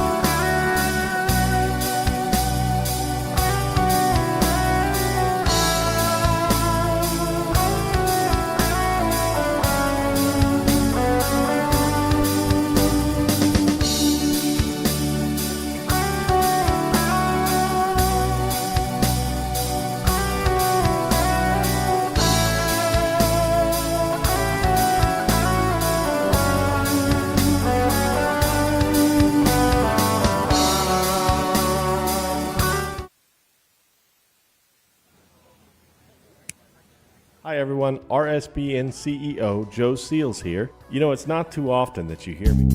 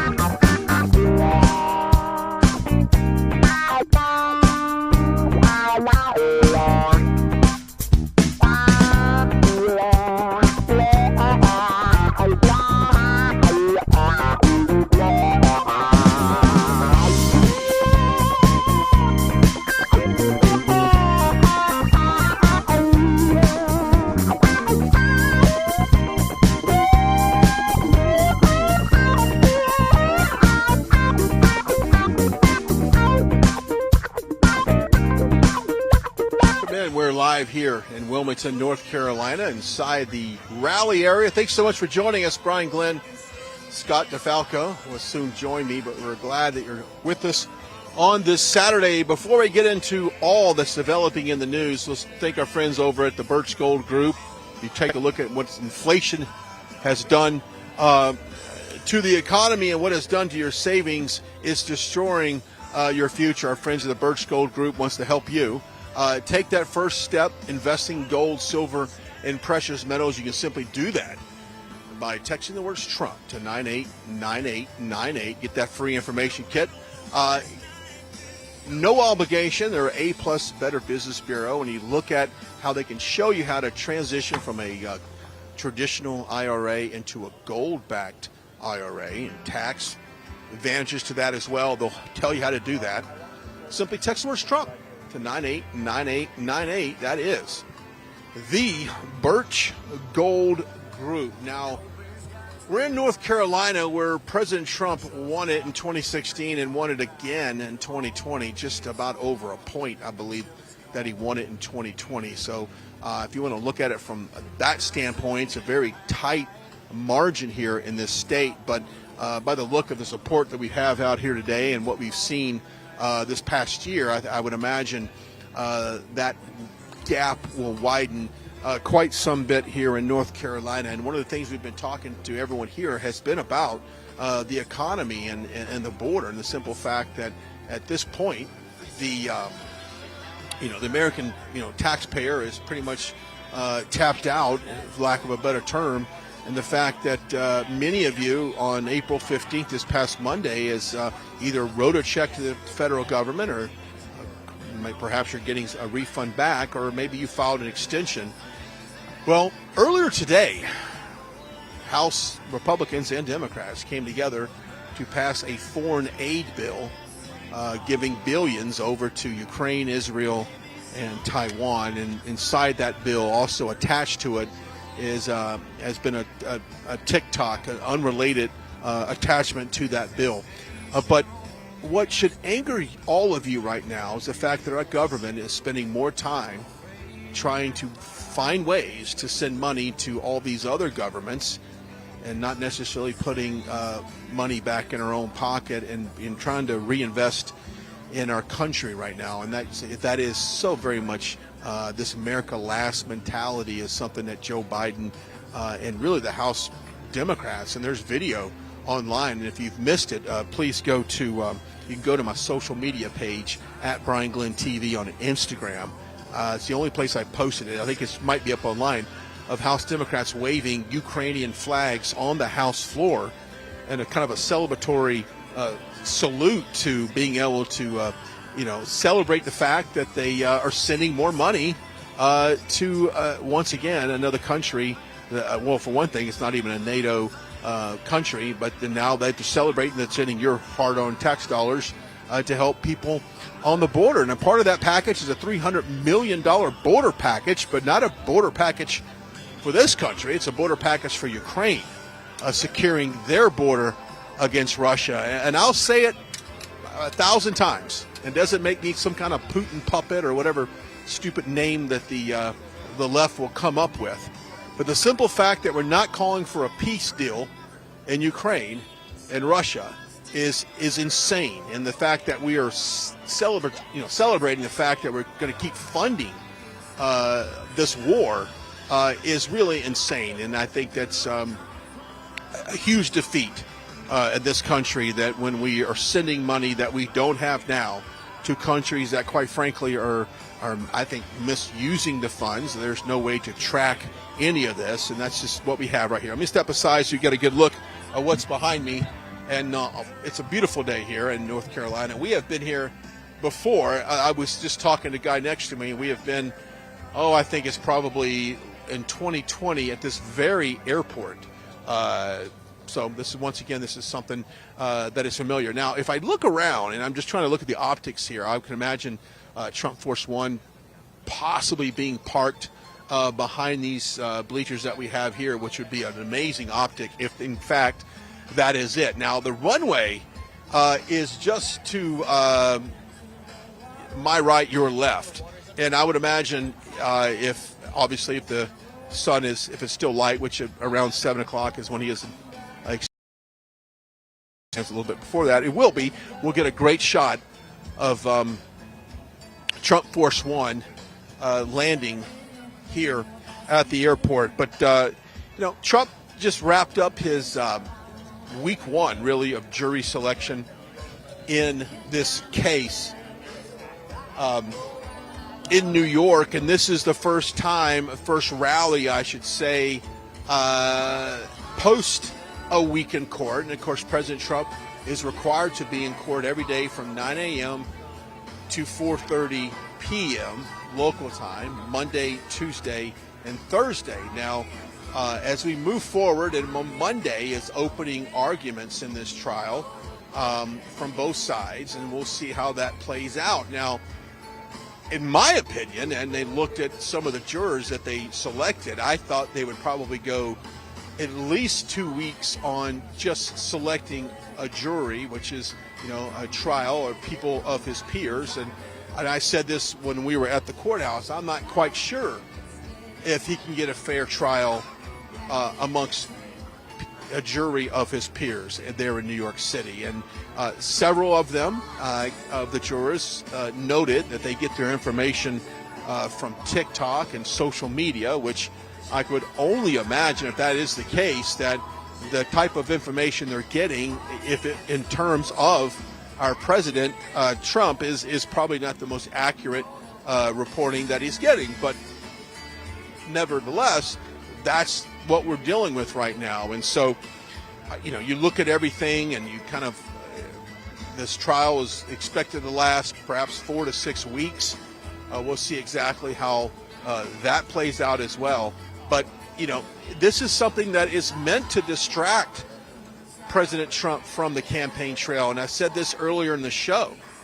I personally think the state of New York is going to regret requiring President Trump to be in town Monday, Tuesday, Thursday, because he is going to utilize his days in the Big Apple to really maximize his message to not only save New York, but to save this country. And when he goes to places like he did in Harlem and surprises this bodega shop where we had a gentleman was stabbed to death that tried to rob this store, when he shows up places like that unexpectedly and you see thousands of people in that local area. Now, a bodega is something that is very connected to a community. This is something that's the heart of every community around New York, and there's 13,000 bodegas in the New York City area. But when President Trump shows up to one of these locations around New York organically, and you see the crowd that shows up to support him, that should scare the living hell out of every Democrat,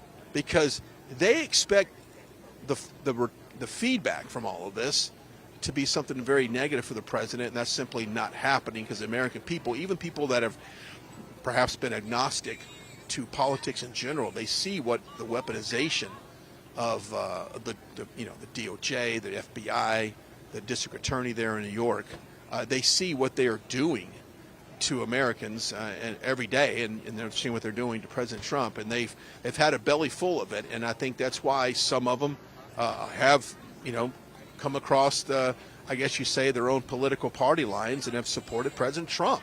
And I think as we move forward more and more through this trial, you're going to see that very much be the case more and more and more. So I do feel like the state of New York will regret requiring President Trump to be in trial during those weeks, because he's going to maximize the opportunity. You've got the global media that's there waiting to take every response he has to court, and then they go on these surprise visits around New York City. So as a supporter of President Trump, as a network that has really been relentlessly dedicated for the truth, and the truth so happens to be on President Trump's side, I look forward to it.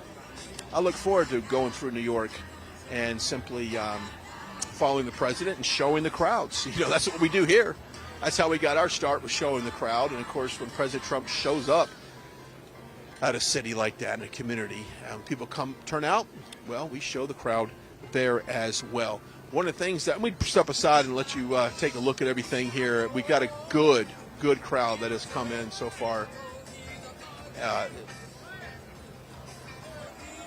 have come up. We got a lot of people waving right now. We'll make sure we say hi to them. A lot of people have come up to us and said, hey, I'm a big fan of Right Side. And I'm glad you guys are out here.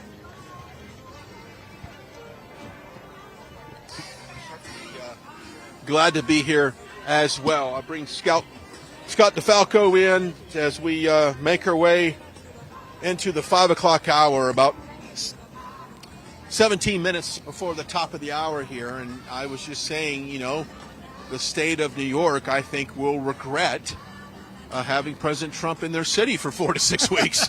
I mean, he's got buildings named after him. He's got hotels named after him. He was a dominant real estate player, and of course he is a New Yorker, and the people in New York love him. Is this not the biggest disgrace when you talk about what they have tried to take away from this man who basically built the New York City skyline? I told the story earlier, Brian, about Woolman Rink, about how he rebuilt that. It's in Central Park, the skating rink, in 1986.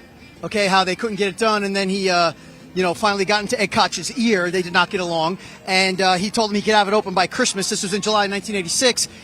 He had it open November 1st, about 30-40% under budget. So what that man has done for the city, and then not only that, but they were trying to take away his ability and his son's ability to do business in New York. And Mr. Wonderful, from Shark Tank, came out and spoke loudly about this. And you need people like that to do this, because what is happening to him is so unfair. And for it to be happening, especially in that state, I mean, it is mind-blowing. And the one thing I am glad about, as he was leaving court the other day, he said, yes, I will testify. Now, most defense attorneys would say, no. But in this case, Brian, it's the right thing to do, and I'll tell you why. Because everything is stacked against him. The judge, the jurors, he will never get a fair trial. This is their only chance at a true conviction. The man wants to get up there, look those jurors in the eyes, and fight. That's what he does. And he's not going to go quietly, and he shouldn't. He's going to get up there, say what he has to say, fight till his very last breath. But that is the right thing to do because he is being railroaded there in New York. Yeah, he is. And you know what? I think this is going to completely backfire on what their intentions were. Well, hasn't everything that they tried to do to him? Yeah, because every indictment, got the mugshot. If you look at the day after the mugshot, I don't know that the amount of money that they raised, but his fundraising went through the roof. Yeah. His polling has gone through the roof. Mm-hmm. We were in the motorcade as we were going to jail there at Fulton County in the crowd, Scott, that was on both sides of the street. I can't even describe it. You would think that the Beatles were coming through there back in the day. Yeah, well, he's a rock star. Well, he is a rock star. So that's what they're going to get. So, but you know, we had a conversation earlier with a good friend, and we said, hey, well, what if they land a conviction on the president? Mm-hmm. What if, he is ordered to serve time immediately? I don't know what the sentencing phase of this trial would be. I don't know, and I'll need to look into that. But I'm just spitballing here. What does the American people do if President Trump is jailed during this time? There will be an outrage unlike we've ever seen. Now, I'm not talking about, doing anything criminal or anything like that, because we don't do that. That's not how we play.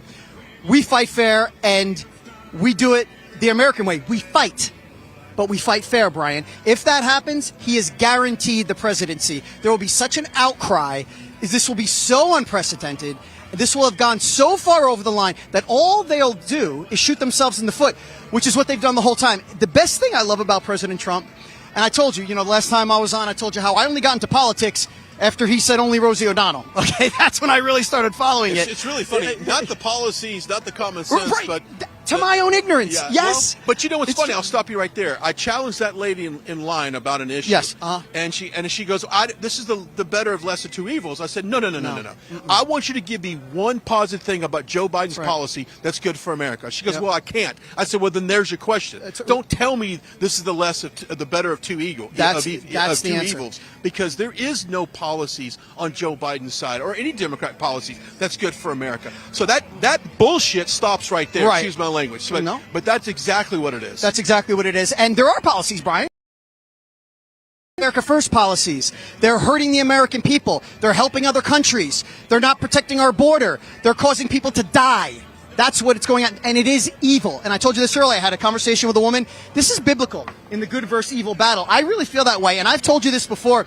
History is going to show, they're going to teach classes, write books about this time in history when President Trump saved America, Brian. And the thing that cracks me up is, as you know, I got in just really, when I told the story about Wallman Rink, basically, he had gotten it done 30-40% under budget and gotten it done by November 1st, and this was in July of 1986. Opened it up, and they tried for 5 years and spent $15 million on it, okay? So my father called me over. He was doing an interview on WPIX or WOR television in New York, and my father said, you see this man right here? That's Donald Trump. He's a real estate tycoon. Look what he just did for the city of New York. And I want you to know something, son. This is a man who does what he says. And you should emulate that in life. When you say you're going to do something, you should do it. That's the kind of man he is. And that has not stopped. So once that's where I got my love for him and followed him throughout my whole life. From an entertainment standpoint, I guess, or, all the newspapers and gossip columns and this and that. But he just fascinated me. He really did. And I thought he was an extremely successful person. And, every guy wanted to be him when you were growing up. I mean, let's be honest. So, as I followed him when he got into the presidential, as he made himself a candidate, and I started to learn about the policies. And I said, well, hey, wait a second. That doesn't make sense what they're saying. This isn't right. He's saying exactly what I'm thinking. Oh, my God, I connected with this man like millions of other people did. And from day one, Brian, this is what I love the most about him. He has made these people look like the elitist, arrogant, condescending fools that they are. And that's exactly what they are. Katie Couric, okay? Go listen to her interview with Bill Maher, and you'll see that and hear that.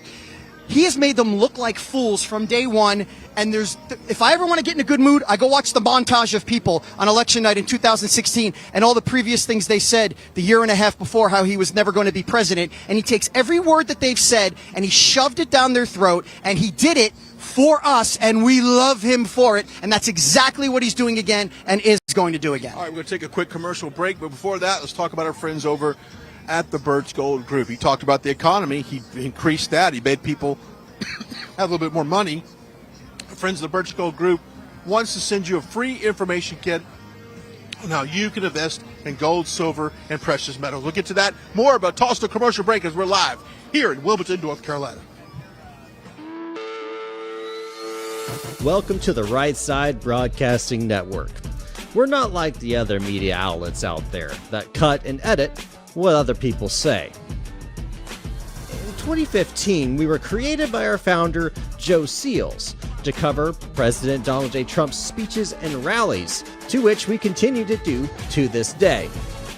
We've also covered important conservative events like CPAC, TPUSA, March for Life, and many other important events and hearings around the country.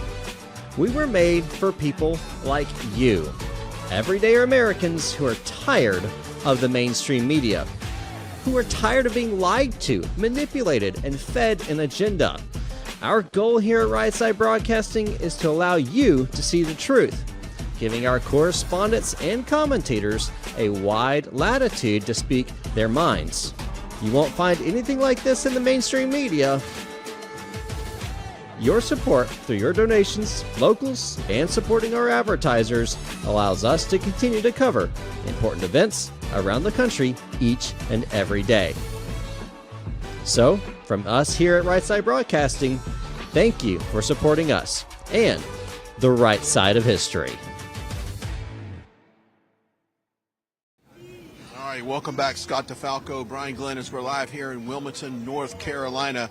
I'll continue that thought on the Birch Gold Group. I think I swallowed a random bug or something. Never know on that. But if you do want to see your savings, definitely call these guys at the Birch Gold Group. Just text the word Trump. It's easy to do, 989898. They'll send you a free information kit. They'll show you how to convert a traditional IRA into a gold-backed IRA. It's easy to do.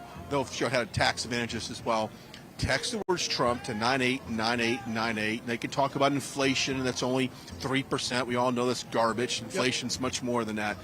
Text the words Trump to 989898. That is the Birch Gold Group. Speaking of media, we got a lot of media here. Obviously, we got some nice, friendly people around us right now. But, the media, this is the biggest story. This campaign, if you will, Scott, is the biggest news event in the world, outside of obviously the wars going on in the Middle East, the conflict with Israel, and then you got the Ukraine. But politically speaking, this is the biggest thing in the world. Now, the trial is also, I was there from day one in New York the other day on that Monday, and Scott, I have never, and I mean never, I've covered a lot of stuff with this campaign. We've done a lot of different events. The media turnout was massive. I'm talking, that's not just every outlet in New York, as you would imagine, but not only just every conservative outlet in the U.S., as you would imagine, not just every mainstream, but global people were there. Yeah, why do you think that was? Well, because the way our country goes, and the real threat to democracy of him not being on a ballot in November, their attempt to basically interfere in an election, is the biggest. And if we lose this country, there's other countries that will follow. There is no doubt on that. Yeah, well, they're covering him because it has to do with court and him going to jail and something that he supposedly did wrong and all of this. That's why they're covering it, Brian. Yeah. Otherwise, they wouldn't be covering it. That's what they love. That's what they're lusting after. Their only shot is to try to get him thrown in jail, and they're hoping that changes the narrative because nothing else has. Nothing else has. He has gotten stronger. He's like a walking martyr. I mean, it is unbelievable, and how he uses this situation to his advantage it's just remarkable. And I told you earlier about what Howard Ford Jr. said, and it's true. And I've called him the Michael Jordan of politics, and he really is. And he's the most powerful political figure. This is the most influential, strong movement this country and this world has ever seen with the MAGA movement. And I'm telling you, Brian, history will show. I keep saying this because only in time are we going to see this and hear about it. He will end up being one of, people say, well, I wonder what it was like to live through Abraham Lincoln time or George Washington time. we're living through President Trump time, a special time in history. Yeah, this is history being made right now. Okay, let's talk about NPR. That they were in the news this past week as they had someone on their staff, kind of do an open letter that basically said, you know why we have so much mistrust in this country is because we've been predominantly lopsided in our coverage. I think they had, and I don't know the exact amount of people, but they had the entire staff was a registered Democrat. The entire staff, not one Republican point of view in there, which I would argue most of the local television stations, even the ones that are here now, being that I've worked for Sinclair, I've worked for Nexstar, I've worked for Tegna, I've worked for Titan, I've worked for the only ones I haven't worked for is just a handful of them. I know overwhelmingly the staff, the editorial staff, the management, the news directors, the general managers, the assignment desks, the producers, the directors are overwhelmingly liberal. That's just okay. So I say that because here's my question to everyone at home right now. NPR is funded by American tax dollars, right? It's a funded media outlet. Should that continue? Because if you're not balanced information from both conservative, liberal or Democrat, Republican, or however you want to call it, if you're not doing balanced coverage, then I don't think American tax dollars should go, not one penny go to NPR. That's my personal feeling. Now, they do have a brand new CEO in position at NPR, and from what I understand, does not have a news background. That might actually, maybe that'll shift. I think that would help. Actually, it can't hurt. It can't hurt. But from maybe from an organizational, like a structure side of things, but NPR, it's just one of dozens of media outlets that we have in this country that simply do not give President Trump a fair look at anything that goes on. Well, of course not. He doesn't fit their narrative. He threatens their way of doing things, Brian. I mean, another great contribution that he will have made is exposing the media, exposing these corrupt politicians on both sides, not just the liberals and the Democrats, but the rhinos as well. He has exposed them as well. That is going to be one of his biggest contributions, because this has been going on for years. It's just he's the one that was able to stand up and fight them, didn't need their money, and could expose them. So why should our taxpayer dollars go to fund these things that we've been lied to by the media? We've been deceived by the media. It is the true enemy of the people, because if you're just an everyday person who looks at... I did this one day. I just got on my laptop and I just saw what news things came up. Every single one of them was anti-Trump, and it was a lie, Brian. Now, that is what people are getting fed. Not just here, but all over the world. How's that fair? Is that right? It's not right, Brian. Well, it's and that's why the RSB network is so important, and that's why we'll have more viewers, more hits than even mainstream media. Oh yeah, there's no debate. Yeah, that we'll get the views on that, and that's one of the reasons why we are as successful as we are. When President Trump often says, "Show the crowd," there's a lot of people show the crowd, turn the cameras. Well, Scott, that's what we did from day one, is we showed the crowd, and that's what separated us from everybody else. And that's what we do. We show the crowds, we show the support, because what would happen early on in these rallies, and you guys that have been there from day one, the moderators that have been with us in the chat rooms, and thank you for what you do every day, they know that's what separated us from everybody else, is that when these massive crowds showed up, that it was hard to basically no one showed that. We did. Yeah. We showed them all the time. Everything since the escalator, we kind of knew what we were doing with. Well, you know what people want at the end of the day, Brian? They want fairness and they want truth. And that's what this network, and you have spearheaded this. You've been the leader with this, and it is an honor for me, like I told you last time, to be on here with you and with Vanessa and working with the whole team. And what you guys have done, it is tremendous. And we have been, like I said earlier, the megaphone or the magaphone for President Trump. But again, it's all about truth and fairness. And at the end of the day, one of President Trump's biggest assets is that he is a fair guy, Brian. He's a fair, and believe it or not, a forgiving guy. People don't know that about him. He hits hard, but he counter hits. I never see him come out first. It's always a counter hit. You never see him come out and throw the initial punch. Now, where we're from, okay, I'm an Italian guy from New Jersey. He's from New York. When people come and swing at us, I'm sorry, we swing back. We don't take that lightly. We're fighters. That's who we are. But we're fair fighters. And he has never done anything, in my opinion, that's been unfair, or he has never attacked someone unfairly that hasn't attacked him first. There you go. All right, another fighter we have is Mike Lindell. That's the guy from day one. I love Mike Lindell. Has taken on the fight for democracy, or the fight back on the threat to democracy, being the radical left, and he's created a great company, MyPillow.com, MyPillow.com/RSBN. Go to the website right now and click on dozens of products. We've got special discounts for those. It used to be save up to 66%. He's got some stuff on clearance that you can save much, much more than that. Go to the website, mypillow.com/RSBN, promo code. I personally love the towels, and I love the slippers. Every time I take the last pair of slippers home, my son took them to Los Angeles. The other pair of slippers I have, someone else wears them. Smart man, Bryce. Yeah, smart man. Yeah, there you go. So go get mypillow.com/RSBN. You can also go to mystore.com. There's a ton of stuff on there, mystore.com, mystore.com.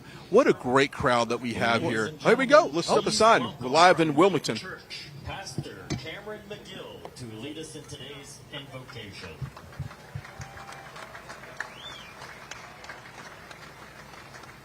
My job is to lead us in prayer, but I also want to lead us to pray. 198 days until the next election. The Bible says, when the righteous are in authority, the people rejoice, and when the wicked bear rule, people mourn. Let's get to it, and let's give this nation something to rejoice about. Let's pray.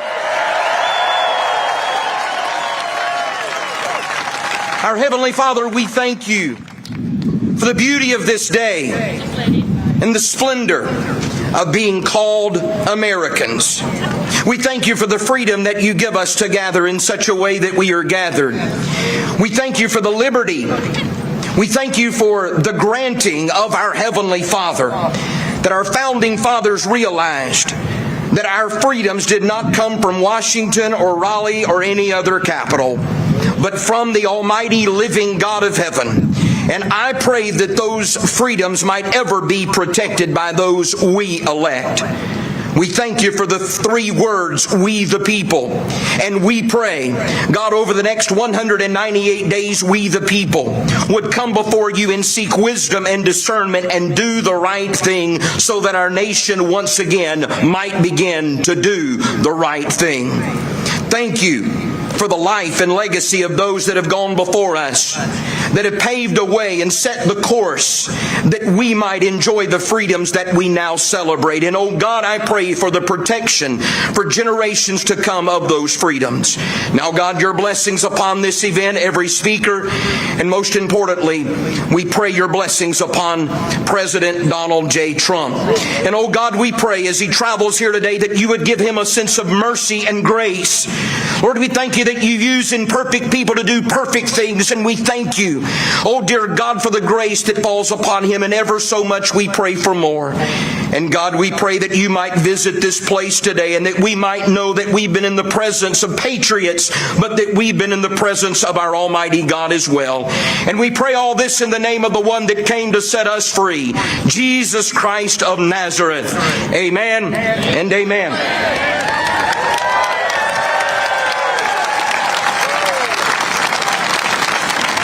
Ladies and gentlemen, please welcome candidate for North Carolina Court of Appeals, Tom Murray, to lead us in the Pledge of Allegiance. There's plenty of American flags to choose from, so join me in pledging allegiance to that flag. I pledge allegiance to the flag of the United States of America and to the republic for which it stands, one nation under God, indivisible, with liberty and justice for all.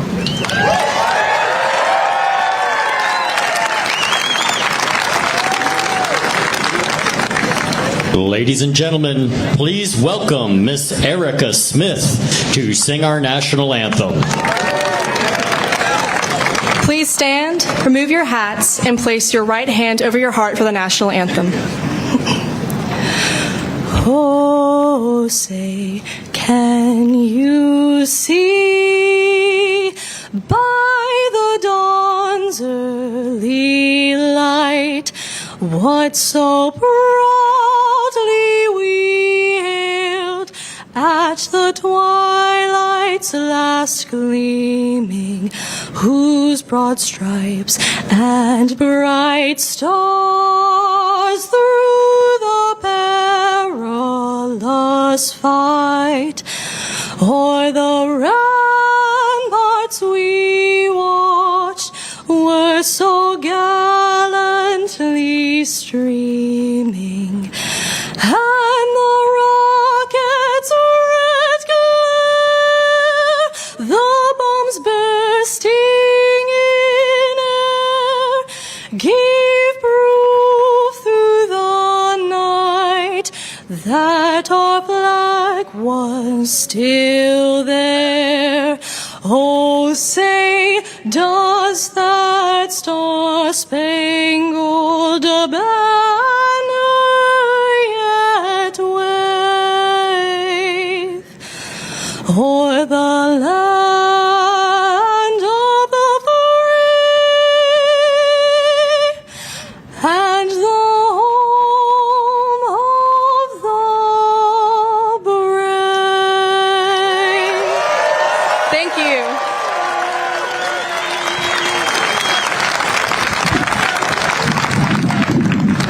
Ladies and gentlemen, please welcome the State Secretary of the Republican National Hispanic Assembly of North Carolina, Sandy Moyer.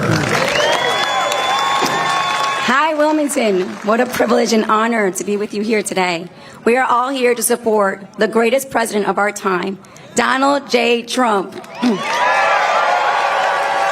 I'm a very grateful second-generation immigrant and a very proud first-generation American.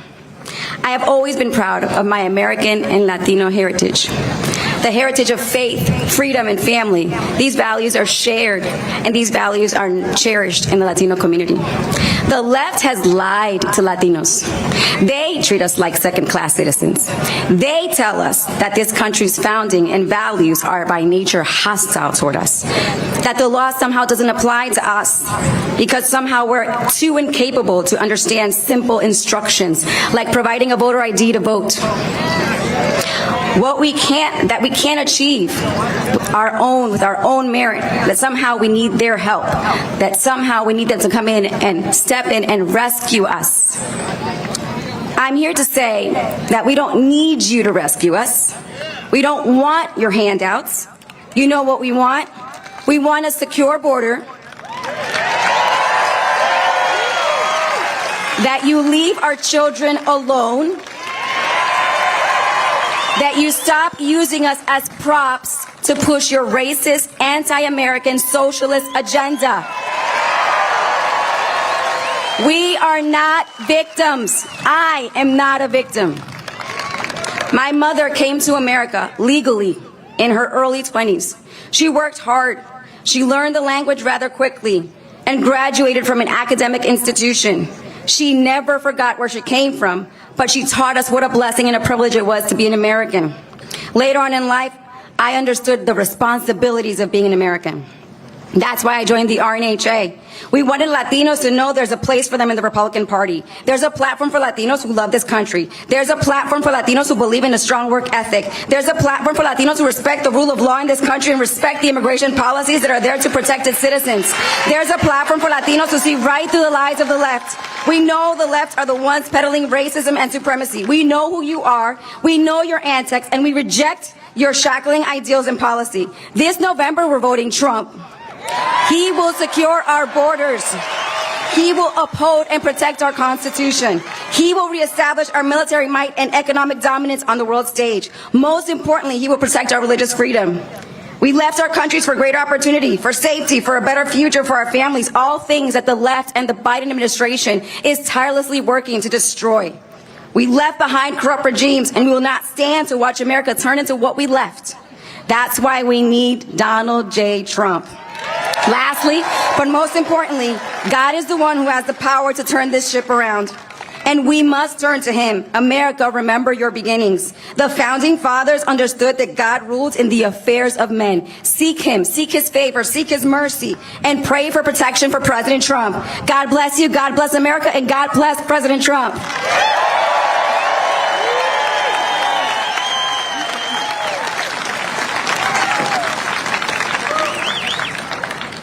Ladies and gentlemen, please welcome State Senator Danny Britt. Good afternoon. God bless everybody here, and God bless Donald J. Trump. Folks, I'm going to tell you, we are in a battle. We have been in a battle in the State General Assembly against the values that have been pushed on us by Democrats from across the nation, Democrats from the urban areas that does not represent the values of us here in the state of North Carolina. Right now, we're in a battle with folks from New York and California that want to dump millions, hundreds of millions of dollars into campaigns in the state of North Carolina to try to flip this state, to try to make this state a Democrat state, to try to make this state have those same socialist values that their states have. And we're at a battle in the border. We're at a battle in Mexico trying to keep fentanyl from coming across the lines because of a president that has allowed that to continue to happen. We're at a battle down at the border because of policies that have been turned back that Donald Trump put in place. And in November, we're going to be at a battle at the ballot box. Between now and November, we're at a battle at the ballot box. You hear all the time, this is the most critical election, the most important election in your life. Well, folks, this is. This is the most important election of our lifetime right now. We have an opportunity to turn things around in November, but that starts today. That starts in your communities. That starts in your churches. That starts every day of the week. That starts, everybody has a phone they're out videoing with right now. You got that phone in your pocket. That is one of the most powerful things that you possess. But if that phone stays in your pocket and you don't call your friends and you don't ensure that they get to the polls to vote, that they don't talk to their friends and get their friends to vote, then we lose again in 2024. We cannot have that happen as a country. We cannot have that happen as a nation. We need everyone here doing what they can from now to November. We need the prayers of everyone here. We need the work, the blood, sweat, and tears of everyone here. We need to continue to make America great. And we need to do all we can to ensure that Donald J. Trump gets reelected in 2024.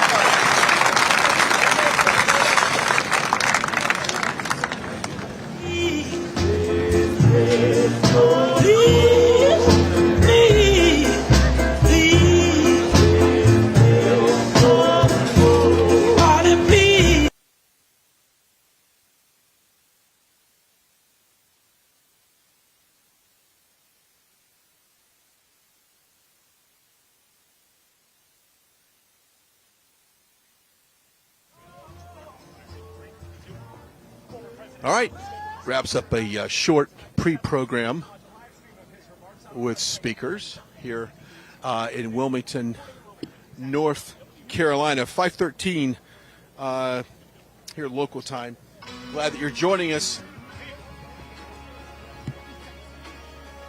I'll talk to you. Anyway, so we got short and brief. You made I saw you react to the national anthem. Phenomenal job she did. She did a great job. Yeah. Is that the most beautiful song, Brian? I tend to be one of my favorite songs. I get choked up many times when I hear it. Well, it's interesting. We talk about, how people so often, I think what makes a lot of people angry is the way that song is disrespected. If you look about what happened during the whole kneeling in the NFL, that happened to be something that a lot of people, it didn't work out very well for the people who were doing it. Well, as you know, I'm an avid football fan. Our country. And you started a lot in sports broadcasting. I think that was very. I started in sports broadcasting. Yes, I did. Sports radio. Yep, sports radio on air at ESPN Radio. Did a sports variety show for 18 months. I'd worked on the Mason and Ireland afternoon drive in LA. So I am a sports guy. I've been since I was a kid. And I played football. I played all through college. I played at Marist College proudly. And Well, it is while you're on that note, real quickly, pause it. Title IX, President Biden pretty much cleared the way for men to play in women's sports, men to go in what would be called a woman's bathroom, a woman's locker room, a woman's dorm. Things were different back when you were in college and played sports. I would imagine that, and as well as myself, if someone would have walked in a locker room that should not have been there, they might have got their butt kicked. Yeah, is what would have happened. Absolutely, more than that could have happened even. I don't get it, Brian. I mean, it doesn't make sense to a lot of people why they allow this to go on, and why people that are supposedly, when you talk about someone like, and I hate to even say her name because I don't want to give her any airtime, is Megan Rapinoe. It's funny how she's pro-trans now that she's leaving the sport of soccer, and her position is not going to be taken away from a biological male. So I don't get where they're coming from and how they can be such a proponent for women and yet be okay with that, because it's completely unfair, and that's something that President Trump has made comments about. That is not going to happen when he gets back into office. I really wondered that, because the same group of people that love to go around the country and protest this and protest that and want for equality here, equality there, are the same people that are okay if a man plays in a female-based sport, soccer, swimming, volleyball, powerlifting, basketball for the most part. Like, where's the fairness there? How is that equal? How is that protecting women?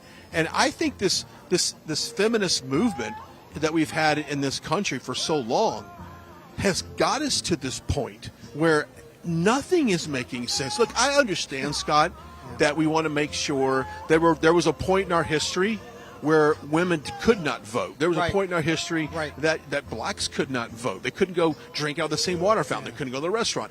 Awful. We are so far past that, and the fact that we've circled back around, and that they're okay with having a segregation on campus. They're okay with having a black dormitory. They're okay with having a black organization on campus. But I ask you this, would they be okay of having a black water fountain? Oh, well, wait a minute. They don't want to do that because that's what? No. I don't want to have a water fountain dedicated to blacks, because that's kind of what happened in the 50s. In the 50s, right? But we have circled around now, where we're Martin Luther King Jr. would have. I don't know how he would have reacted to what's going on today. The great thing about him, Brian, is that, again, a leader, true leader, inspiration to this country, one of the country's most important figures we've ever had. And he was common sense, fairness. He was a fair human being, Brian. He wasn't preaching anything that didn't have equality to it. And that was the great thing about him. And he was not about violence either. He was anti-violent. He wanted to do everything the right way and peacefully. And it's funny you say that, because we've circled back around, and it's really true. And I just, I favor women. I do. My dad left at an early age, so I grew up with just my mom and sister. So I actually favor women. I side with them all the time, even over men. And the fact that they're okay with these things going on and the unfairness to women is mind-blowing to me. And then I look at, okay, who's probably the most, this is the salvation of this all, is that it hasn't gotten too far out of whack. Because, I look at it and I'm like, okay, who's the most famous female athlete in the world right now? Caitlin Clark, right? I mean, and Angel Reese isn't far behind. What they've done for women's basketball, and I mean, they had more viewers for that LSU Iowa game than they've ever had in the history of women's college basketball. Everyone is watching now, and that's the way it should be. These women are biological women, and they are professionals, and they are great at their craft. I watched the game. I love watching in the airport. I love watching them play. And she's, besides President Trump, she's probably the most famous person in the United States right now, and that's pretty awesome. Yeah, no, it's great. Yeah. And you would, so when you come across people, and I'll say this, Marjorie Taylor Greene stands up for women more than anyone on the left stands up for women. I would call her a modern-day feminist, if you will. Yeah. And I have personally seen people come up to her in the airport, on the street. They're all masked up. They've all got. We know when they come up. We know exactly. Masked up? Masked. You know. Oh, We kind of. Of course. We kind of know where they stand. But they'll come up and they'll say, "I may not agree with you on anything, but I appreciate what you do for women. You stand up for women." I have personally. I can't count how many times I've heard that statement. So to see Title IX go the way it is, awful. I can't imagine that everyone on the left is celebrating this. I don't know how you do celebrate that, because that is an injustice to women. It's injustice to women's sports. Completely. And I saw what the protest, this is great. I don't know if you saw this. Okay. It was a shot put competition at a high school track meet just yesterday, I believe. Mm-hmm. I saw it today, but I think it happened yesterday. I did not see it. The competitors would step up to do the shot put, and they would simply walk away. In a walkaway of a protest. They didn't even want to compete in a protest of allowing a biological man in their competition. So, and I've often said, Scott, if women, I know it's sad to say this, but if high school female athletes would just stop competing, then all of a sudden there's no competition, which makes the organizers go, now wait a minute.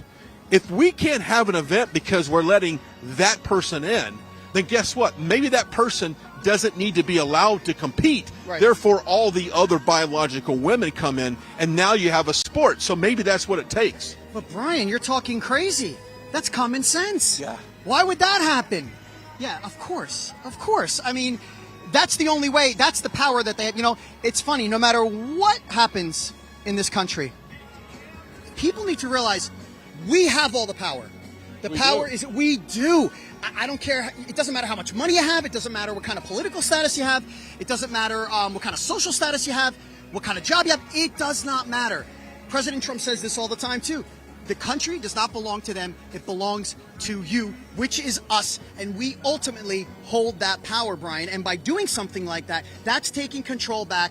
And if it continues, it will have an effect and it will go away. Because ultimately, at the end of the day, this country is about the people. And don't mistake yourself. You have all the power. All you need to do is act. And that's something that Marjorie does. I agree. Also, you get involved with, we've got some great patriots that have partnered up with this. But one of our greatest patriots, Scott, is our actual viewers that are home right now watching us. They have been donating to this network from day one, and they have personally funded this network. I know very Unbelievably much. loyal. It is. Well, you saw it walking in. Yeah, People I got bombarded walking in. I got stopped by probably 3 or 4 people wanting pictures, talking about how much they love you, they love the network, they appreciate, what we do, because nobody else out there is doing it, Brian. Yeah. And I've always said this, there's more of us than there are of them. So you tell me who's right. Yeah. So go to our page. You can donate on the page. You can do a one-time donation. You can do a reoccurring donation. Go do that. So go to rsbnetwork.com. /donate for that. You'll see it, safe and secure. You just point, click. Takes about 60 seconds from start to finish, but we certainly appreciate all of those donations. Go to rsbnetwork.com for that. All right, so Scott DeFalco, Brian Glenn, live here in Wilmington, North Carolina, awaiting President Trump. Now, local time is 5:23. He's scheduled to speak at 7, so I know he has a fundraiser in Charlotte before that, so we'll keep an eye on that. My hometown now? It's not too far from here, right? It's not too far, less than 4 hours. Yeah, there you go. So, but a plane is probably 27 minutes, I would imagine. It's up and down. So we've been looking forward to that. We walked around earlier talking to people, and of course, immigration is on their mind. Yep. Putting America first is what people often say. Earlier today, on the House of Representatives floor, they passed a foreign aid package that provides aid to Ukraine, Israel, Taiwan, and of course, in this foreign aid package is also a TikTok amendment in regards to breaking up TikTok, which that's a whole separate subject. Mm-hmm. But I say this because overwhelmingly the American people are against this. And I was watching the coverage of this as in my hotel room as I was getting ready to come here, and I saw pundit after pundit go on Fox News in support of this, that if we don't stop Putin, he's going to blow past Ukraine, he's going to go through Europe, and then we're looking at a Europe domination of Putin. There is no proof that that would ever happen. And if there is proof, I want to see it. Just like the weapons of mass destruction that we were promised that Bush told us that they had, Saddam Hussein had. Yeah. This is the same narrative that drives war. That's right. what they do, Scott. They drive war. Who gets rich in war? These defense contractors, all these military contractors. So today was an epic failure, in my opinion, in terms of solving the problems that we have in this country and putting America first. Today, we put every other country first. And when I say that, I even mean Israel as well. Yeah. I'm not so, look, we don't have the money to just give to every conflict around the world, okay? There's things that we can do to help Israel, but I am not going to be the first one to stand up and send our hard-earned dollars, which we are trillions of dollars in debt, to a single country. I will not do it. I do not stand for it. And today was an epic failure. Yeah, and the other thing that was interesting today is that when we were walking the line today, we heard people chanting USA, USA. And you know what is happening in Congress? They were holding up Ukrainian flags and cheering on the Ukraine, Brian. As we're out here with the patriots of this country praising America, our congressmen on the left and some on the right. And some on the right. It took a lot on the right to get this done, by the way. So yeah, of course it did. And you know what? And that's why when people hear Marjorie Taylor Greene speaking out, next time you see her, because they're not going to show it on Fox, but listen to her. Listen to what she's saying, because this is exactly what we're talking about.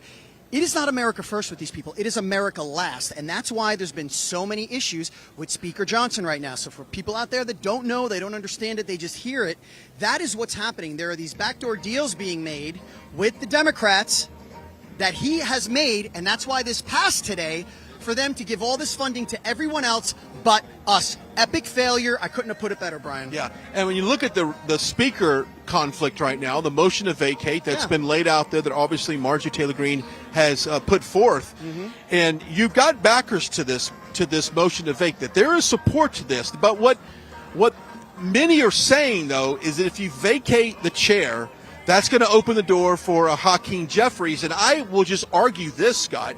The only way a Democrat wins a speaker seat is if Republicans vote for a Democrat. We've got the majority. Numbers don't lie. It's political suicide. It's so political it's like suicide. They can't do it. But you got people, and I will say this, you got people like Mike Lawler from New York, a very liberal Republican, I will say that, will go on Fox News, push back against this, quote, clown show, is what he calls it, this motion to vacate, and support the things that Johnson's doing, including sending more money to Ukraine, was the very first person, get this, wait for it, that led the charge to push DeSantis out of his seat in New York. And what did we get out of that action?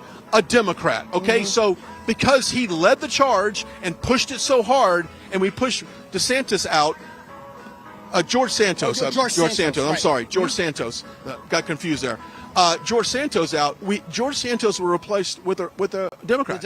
Okay, so this is why I don't understand. I don't understand. It's because we don't stick together, Brian. It's like selective anger. They get angry at some things, but they don't get angry at other things. But it's a disgrace what's going on right now. And today with funding these foreign wars. No spine, Brian. What happened? You said that too. There's a lot of Republicans with no spine. Zero spine. Zero. What happened to the days when the Democrat Party used to be the party of peace almost? It used to be they were the ones for peace, love, and no wars.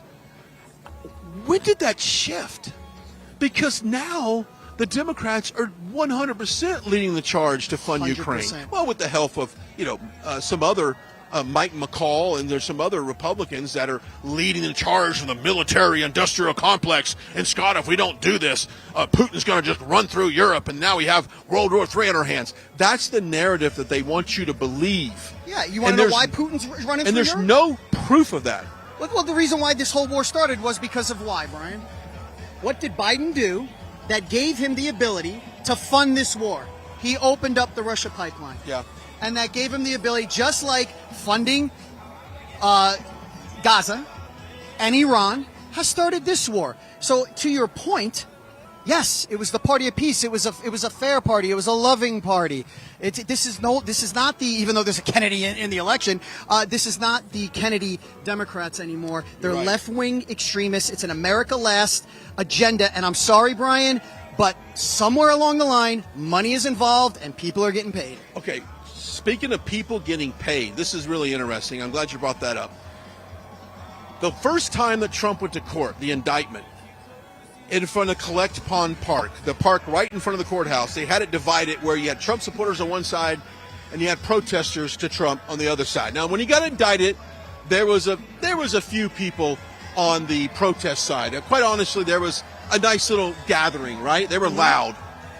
This time, it was crickets and tumbleweeds. And let me tell you why. Because the same people that have been paid to protest President Trump for whatever, cause that's going on are the same people, wait for it, that are now behind the Free Palestine movement. They are vacated that Trump movement, and they're on to the Free Palestine, the anti-Israeli protests that go around. Because those same people were at Wall Street the same day at 2 o'clock in front of Wall Street, pounding their drums and doing their chants, well-orchestrated chants, I will add. I don't know how they get on social media and recruit all these people. But I was told by an activist, this is somebody I met on the street, he said, I'm going to be honest with you. He said, this is what happens. There's sites that are organized for these volunteers, but they're not volunteers, they're getting paid, to come together and say, look, I need 100 people at this address for this long, it pays this much per hour. So these people put in the time and effort behind President Trump whenever he went to court. Well, guess what, Scott? The cause of the hour is the anti-Israeli movement. Right. So they are paying protesters to show up once again. So what, did something change? Did your hate for President Trump go away? No, you're no longer getting paid. Now, I do feel, however, Scott, there is a small percentage of really true organic Trump protesters that at this point in time, they genuinely maybe do not feel that President Trump is the greatest threat to democracy anymore. That's why they don't show up to the protests. So I genuinely feel that there is a percentage of people that simply just don't feel the need to protest. But follow the money, Scott. Every time. They're going to do is anti-Israeli. I've got proof of that because the guy told me, and I see it. It's not a coincidence. No. It's not a coincidence. And it's funny because I heard on one of the other networks the other day that crowd outside of Harlem, these were paid people to be there to show support for Trump. No, they weren't. Please, give me a break. Let me ask you a question. All these people paid? Yeah. The thousands that are here? The way let's back up for a second. Let's show some of what's going on here. They're obviously they passed out some great signs. Let's listen in for a second.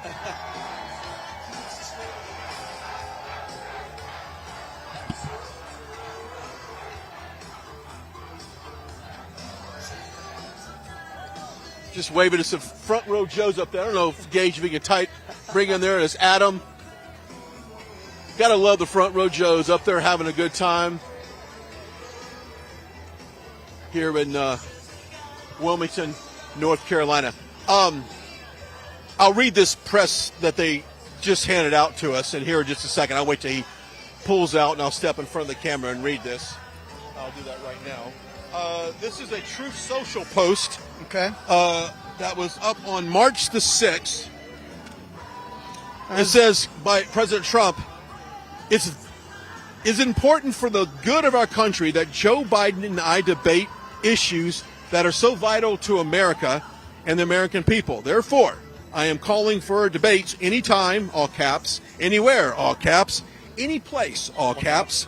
The debates can be run by the corrupt DNC or the subsidiary, the Commission of the Presidential Debates, the CBD.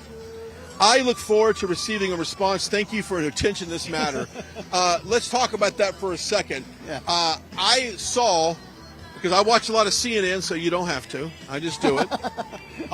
They had a political, actually it was on Fox. I take that back. It was on Fox. Okay. They had someone from the DNC. He pledged there would be 3 debates starting in late September, early October, going into the election. And of course, the Fox, the Republican pundit that was against him said, well, I'm not so sure Joe Biden can survive a debate with President Trump, and I would agree with them on that. There is no way that President Biden is stepping on a stage to debate issues. And I'm talking about open, I'm not talking about staged questions. We don't have Donna Brazile and the Democrats providing questions to Hillary. That's not going to happen. I'm talking about an open mic, mano to mano, where there's a moderator. They can ask any question, and I want to see them debate back and forth. I don't think it happens. It's not going to happen. I don't think it's going to happen. I mean, and if it but does, President Trump, I support him wanting it. Obviously, we all want it. Well, that was sent the day after Super Tuesday, and he had just had a clean sweep, and that was again. He gets it. He just gets it. It was the right time to put that challenge out right after he had basically locked up the nomination. And he knows that Joe Biden's not going to do it. He knows that Joe Biden is running scared. And he's also baiting him. So he wants him on that stage, believe me. So he's kind of baiting him, and he's saying, come on, Joe. Come on. Come face me. Come face me. Because if he doesn't, he's a coward, and we all know he is. Not only he's the 3 C's, coward, corrupt, and compromised. And then if he does get up and debate him, he's going to get absolutely demolished and embarrassed in front of the country, even more so that he's embarrassed himself for the last 3.5 years. So, brilliant move by President Trump. I hope it happens because I want to see it, but I doubt it will, Brand. If I had to put money on it, and you know I'm a Vegas guy, I would say no. Yeah, you are a better on that, and I would say no as well. But it would be great television, and I would love for us to stream that. So we're glad you're joining us, Scott DeFalco, Brian Glenn joining you as we're live here in Wilmington, North Carolina. I spent some time in this state when I moved from California to here back in the late 90s. I lived on the coast here, beautiful coastline. You and I had shared a cup of coffee today looking at that beautiful coastline and thinking about how great this state is. But since you live here now, let's talk about Mark Robinson, because he is crucial in this gubernatorial race that we have coming up in November. Huge, Brian. I mean, talk about somebody who, what a bright political future he has. You have to, if you haven't heard him speak, go on YouTube right now. Type his name in. Listen to this man speak. He's a leader. He's an America First guy. He's inspirational. He's passionate. He's everything you would want in a politician, and he's what this state needs, and he is a perfect person to have fighting for President Trump, putting the people first, and also continuing his legacy once he leaves office in 4 years. I mean, he's a game changer for me, Brian. I heard him speak once, and I was like, whoa. And this was after I heard President Trump say those great things about him. I said, oh, my God, I got to go on and listen to this guy speak. I listened to him on YouTube. Then I heard him in person in Greensboro. It was March 2nd we were there. Wow, he blew me away. He'll blow you away, and he's what we want for this country. So if you're not registered, get registered. Register and make sure you turn out. I want to mention something though quickly, because it's a little project that I'm involved with, and I thought I was going to do something special for today. It's hot right now. Whew. It's hot. It could be hotter, as we know that. It was. Also, I have a vested interest, part ownership, in a water company, a conservative water company. The company is called Freedom Water.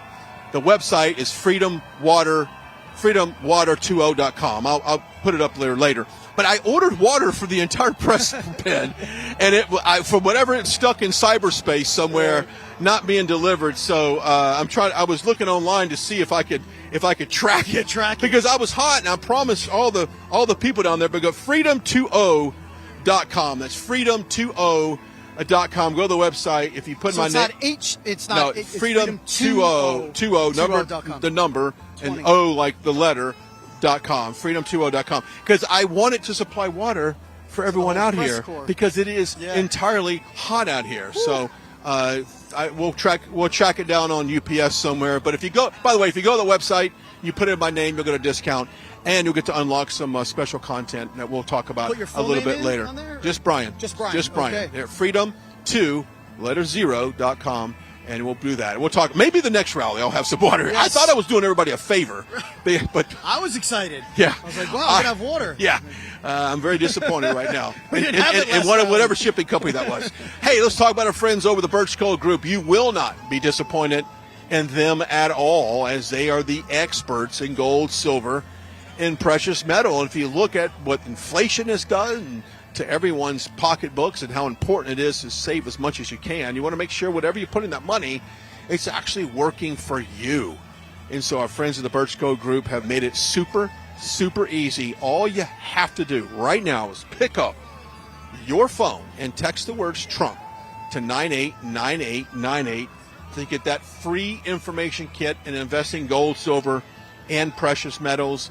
They're A+ rated from the Better Business Bureau, and they can help you take that first step in gold, silver, precious metal. Because historically, they've done really, really well in that sector. So go check it out, our friends over at the Birch Gold Group. Now, I was talking, and they're in the speakers. I went to go look for the water. Yeah, who was that? No, I was going to go look for the water, just to impress people. Oh. And I was thinking to myself, okay, the water is going to show up like 2 days from now. Right.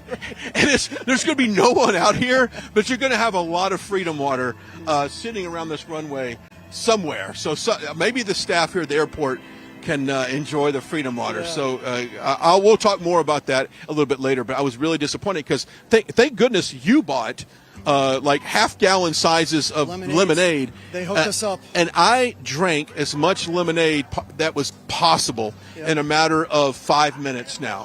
Whew. And I haven't, it's just like I took it in. Oh, we were sweating bad. Yeah, I drank the whole thing. In fact, we got water we'll probably drink at the next break. Just to continue to hydrate, but I want to try that Freedom water. I want to try it. Freedom20.com. By the way, I was talking to my partners the other day on that, and I said, okay, where does my webpage land in all of this? And they said, well, out of all the pages we have, you're like around 13. I'm like, which wasn't bad. I'm like, I want to be number one. Yep. I want to be number one. So go to the website, freedom20.com, freedom20.com. Put my name in the promo. You'll save some money. You'll order the water. It's really cool. If I had a bottle here, I'd show you, but I don't have it, so I'm not going to show you. But it's pretty cool stuff. Okay, so we do have, you know what? We do have I want to believe we're under a thunderstorm watch until 10 p.m. So if you look up towards the northwest, you can kind of see a little bit of the clouds building. I like it right now because it's providing shade. Yes, and a little bit of a breeze, and we have this gorgeous backdrop here in Wilmington, North Carolina. And even Christine texted me and said, the shot looks great of you guys. And she sent me a couple of pictures of us here. Yeah. So with the backdrop, it is beautiful here. So thank you for sending that. And I'll tell a quick story that I was telling you. Oh, this is really funny. Yeah, so, I've mentioned many times today, 198 days until the election. So I was talking with my girlfriend, Christine, and obviously we've been talking about getting married a lot. And so I said, honey, what would be a great idea? And she's like, what? And I said, what if we got married on November 5th, the day of the election? We're all dressed up. We have the minister there. We're ready to go. And as soon as they declare, the decision desk at RSB declares President Trump the 47th president of the United States, we do our vows right then and there. Right? So now I'm thinking, is she going to yell at me? Is she going to tell me I'm nuts? What's her reaction to that? Yeah, I'm like, how is she going to react to this? And this is how great she is, Brian. She says, well, honey, I understand why you'd want to do that, but I don't know how long you're going to have to rent the tux for because it could take 2 weeks with how long the election results have gone the last, couple of times. And I just started laughing. I said, you know what? You're right. But how cool is that she wasn't like, are you insane? Are you nuts? Yeah. But yes, so that was pretty funny.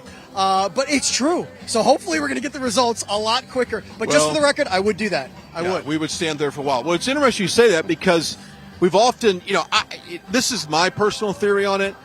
In 2020, the things that happened in various states, we weren't expecting it, right? We just weren't. We saw the overwhelming support the president had. We didn't expect it. We've learned a lot in just 2 years between 2020 and the midterms, okay? We've learned a lot. Now, fast forward to this next election. I personally feel like that if you're a poll watcher or people are going to, turn out, we're going to watch what happens in, Wisconsin. We're going to watch what happens in Pennsylvania. We're going to watch what happens everywhere. Yep. Doesn't matter. If they see any shenanigans, and I mean any shenanigans, I honestly think the American people, short of a riot, and the last time I said that, Newsweek did a piece on him. He said, oh, Brian from Right Side said there's going to be a riot if they're, that's not what I'm saying. No. But I am saying this. Remember the saying, if you see something, say something? They always taught us after 9/11, we should see something, say something. Absolutely. They remind us in airports 42,000 times a day, if you see something, say something. Well, guess what? If the American people see something at the polling places, they are going to say something. So to your future wife's point, I don't think she's going to stand there that long, because I do think that if there is discrepancies, it gets called out quick. She loves me, Brian. I don't know about that much. Yeah. I tell you what we should be concerned about. I just thought I felt a drop here. I'm hoping I didn't, though. What we should be talking about right now is what's going on in the state of Texas. And if some of you guys don't know, I put this up on my Twitter a couple weeks ago. I'll remind you right now. There has been a huge spike in new voter registrations in the state of Texas. And I'll give you an example. There was a week in March. I think it was the last week in March. They had over 272,000 new voter registrations in Texas. Now, to give you perspective on what that might look like, and say, well, Brian, that doesn't seem like a lot considering Texas is such a huge state. Right. Well, other states may get a couple hundred, period, not thousand, a couple hundred new voter registrations. So the fact that Texas in 1 week got 272 new voter registrations. Now, let me tell you something. That was obtained without using an ID. There is a system, there's a way that you can get somebody registered to vote using a social security card. So what is happening, and this is exactly what's happening, Scott, and I want everyone to follow me on this. The reason there has not been this huge push to close our southern border by the Biden administration, because they are literally funneling in new Democrat voters through our southern border. They've got an orchestrated movement that's down in these countries. There's notifications, there's information that they give to them. There's NGOs on our side, so they come into our country. They are given all the information they can that they need, or they're given the information they need to sign these people up to be new registered voters. Okay, so that's exactly what they've done. Now, since then, there's been over 1 million new registered voters in Texas. So I ask you this: don't worry about them still in Wisconsin. Don't worry about them still in Michigan. Don't worry about them still in Pennsylvania. If they're going to take Texas, you got 40-plus electoral votes in Texas. You take Texas, you don't need those swing states. They don't need them. They've and been I'm talking telling about you, this for years, Brian. They want to flip that state. Need to wake up on this. And I've been told that from some of my, some Texas congressional colleagues that are in there, I talked to them, will tell you that, they're working on it. Or Abbott is aware about that.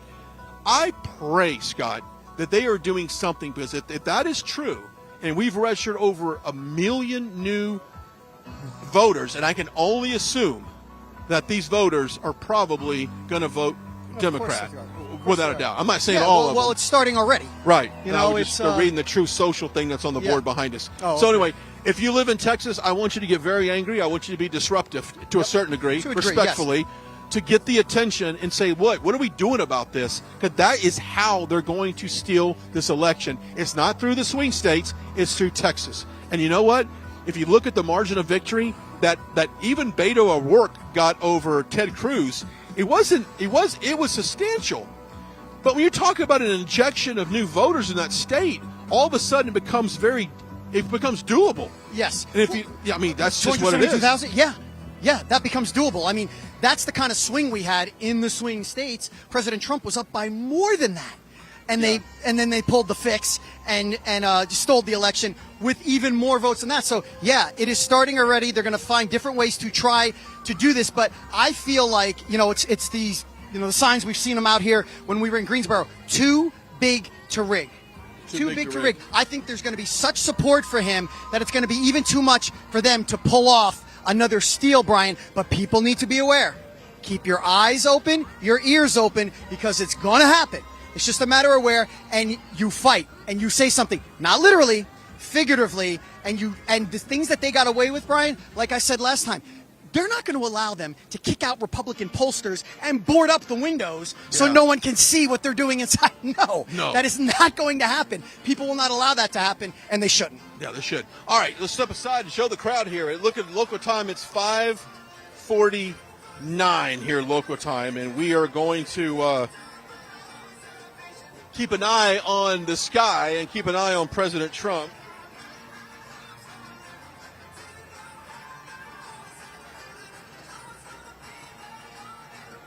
Keep an eye on the sky as people are, getting excited. And this is kind of what we see this time of the day when a rally has, basically, people, started lining up, this relatively early in the morning, and then by the time 6 o'clock comes, people are a little antsy, they're a little excited to get things going, and we're certainly glad they're here on that. Don't forget to follow us on social media, as that is one way to stay of what's going on. You can follow me at Brian Glenn TV across the board, except on Truth Social. I am just at Brian on Truth Social, and you can follow me on Twitter, Facebook, Instagram. It's a great way, especially as we kind of go through this court hearing. Now, we're trying to put together a plan to cover President Trump in New York. I know there's a lot of speculation that he's going to continue to do some of these,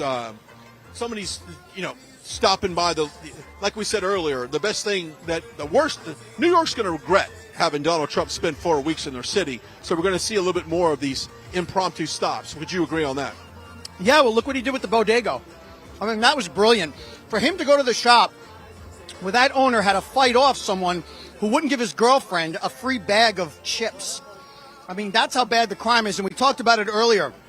What Bragg has done to that city.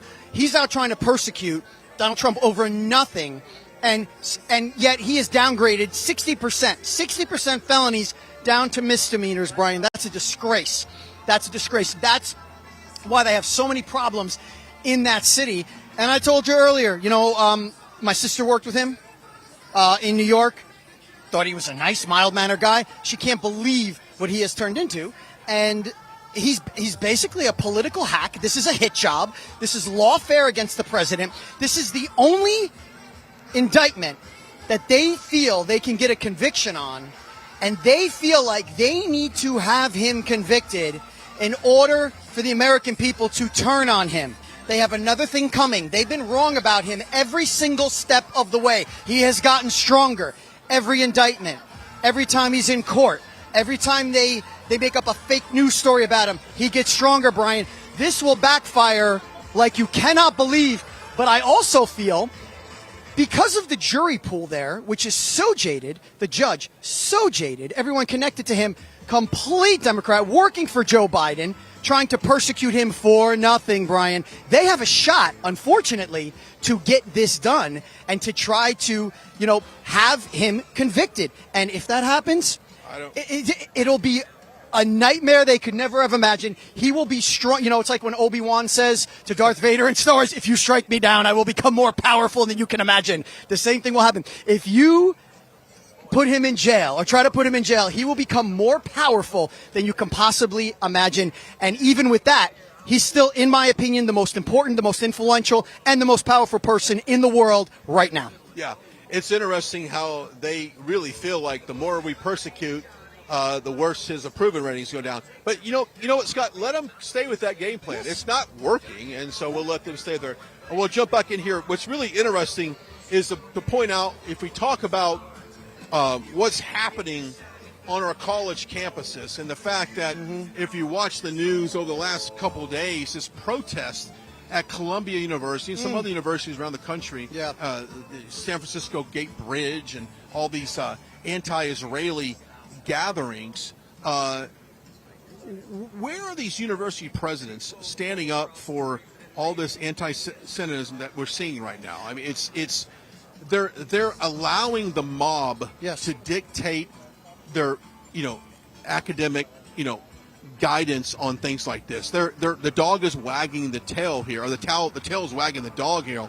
And I think in the public eye of perception of the People's Court, this is not a good look for these universities. And I'm telling you, if there was any conservative donors at all left going to these universities, they're gone after this. Stop the money. Stop the money. 3 words. Stop the money, and you stop the BS. It's the bottom line, Brian. That's what happens. And I was so happy to hear a lot of the alumni at Harvard, my sister's alma mater, talking about this when it was going on. A lot of them are Jewish. They're of Israeli descent. They're like, you're going to allow this to happen, and I'm giving you millions every year, sometimes billions? No. They were smart. Alumni, stop the money, and this will stop. It's an embarrassment to our country. It's a disgrace. These people, the presidents of these universities that are allowing this should be dismissed, and there should be backlash for it because it is un-American. Is the people of Israel, they're the chosen people, number one, Brian. Number two, they are our biggest allies. They really are. And you're allowing this to happen in our country and on our college campuses to our youth, which are supposed to be our leaders of tomorrow. Really? That's what you're allowing? Yeah. It's disgusting. Yeah, and some of the violence. We were in New York. I, kind of took a subway. I wanted to go see Wall Street. Well, come to find out, I stumbled in on Wall Street at 2 o'clock when the protests had begun. And so I got to see kind of the conflict between the two sides. And let me tell you, it's not for the faint of heart. It's not for kids. I mean, there's a lot of foul language going on. It's both sides are extremely separated. And I do see that this is one of this summer's big distraction. Every year there's a big distraction. We had the BLM riots and the march in the Summer of Love in 2020. We all had that. Yeah, Summer of Love. And of course, after that we've had obviously the anti-Trump, just anti-Trump in general, get swung in there. And I would even throw the climate activists in there as well. These climate activists that are shutting down highways and bypasses. Yeah, they're ruining events. But what they're doing is there's zero accountability if you want to shut down a bridge for hours, okay, and really disrupt public transit. You can disrupt, our first responders. There's zero repercussions from that. They're allowing people to do that. Let me tell you something. Bring that stuff to a conservative city. Bring that stuff to, I know in Dallas, I can tell you right now, we have a Republican mayor who switched from Democrat to Republican because he said, "Wait a minute, this is not the Democrat Party I signed up for." Mm-hmm. I know for a fact when an organization tried to block a freeway, DPD showed up and dragged their sorry butt out of the way and said, "We don't do this in our city." So if these cities got tougher on this stuff, I think it would shut it down. Now, I'm all for your First Amendment. I am all for it. If you want to protest Israel, if you want to speak out to whatever you want, but until you start intimidating people, that's where I draw the line. Intimidating people, breaking the law, bullying, basically breaking up, public transit. I draw the line there. Your First Amendment no longer applies, in my opinion, when that happens. Well, of course not. You're disrupting. Disrupting the peace, or just causing havoc. You can't do that. Yeah. You just can't get away with that. Yeah. And Brian, it's funny in this country when you talk about the accountability or lack thereof for these people. I saw protesters getting released the other night, and they were coming at a station had a live reporter there, and they were just chastising her, telling her she's not wanted. They're threatening her, making her feel uncomfortable. Why is that allowed to happen? Yeah. And where do all these things happen? What was that Jason Aldean song? Try that in my hometown. Yeah. Well, I'll pause that thought. I want to talk about Free Trump Book. I'm going to pause that thought for a second. FreeTrumpBook.com. FreeTrumpBook.com. You're not going to learn about the accomplishments of President Trump in the school, on social media, online. Their family, their friends in school around your neighborhood may not do it. But FreeTrumpBook.com will give you a great, easy-to-read illustration, a nice illustrated book designed to teach kids the accomplishments of President Trump. And so the information for that is on your screen. Now, there's a small shipping and handling fee for that, but for the most part, it's free. So please sign up, freetrumpbook.com. Give it to your friends, neighbors, your school, your churches, your youth centers, your community centers, and let them read the facts and accomplishments of President Trump. We can stand up all day, and we're prepared to do that, and tell you about the accomplishments of President Trump. But you can read this book as well. It's freetrumpbook.com. Now, let's talk about the media for a second, because there's a reason why I ordered water for all of the media, right? I don't mind doing that. It's hot. I knew it was going to be 80 degrees and sunny. I know it. But I will say this. If someone comes after any one of the media up here, and I mean any one of them, I'm talking from all the alphabets down, right? Anybody that's local, alphabets down, obviously a very conservative, pro-Trump network like we are, I will defend them, because I do not believe in the bully tactic that many take towards the fake news. It is okay to call people out if you don't like it. It is okay to do that. Sure. It's everyone has the ability to criticize a news organization, and trust me, there's plenty to criticize.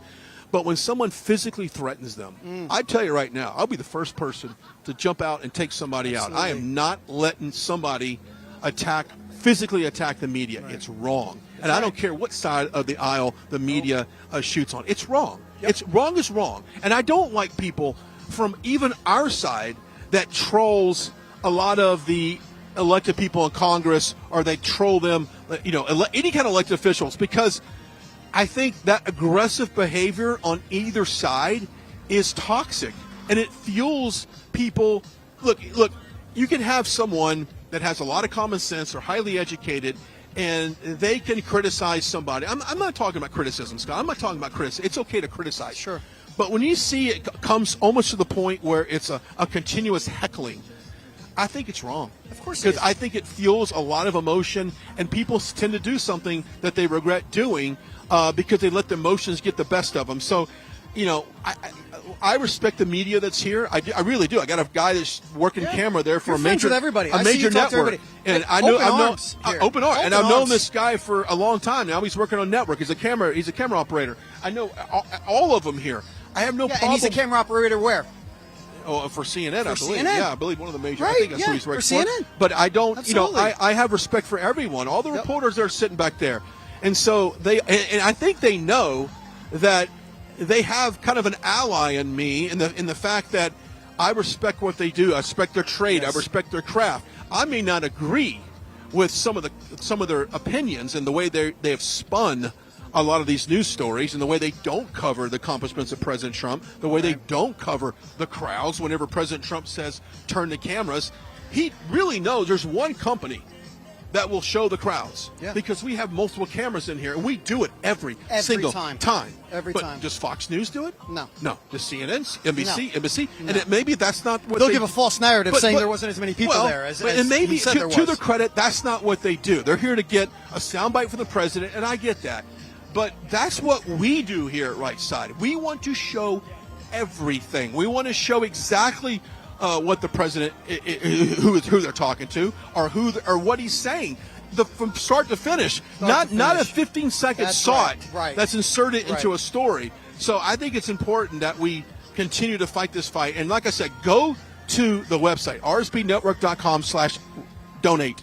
rsbnetwork.com/donate. That might be the most important website that you can go to right now, because that's going to help us continue to do this. I know that we're maybe getting prepared for some showers. I know that some of the networks around here are starting to maybe take some precautions. Mm-hmm. I didn't think we had showers in the forecast. Yeah, I didn't think so either. But you know what this is? This is the climate. This is weather. Weather changes. It's unpredictable sometimes. And it's okay that some days it's cold and some days it's hot. Right. It's called weather. Yes. But anyway. So were you ever a weatherman?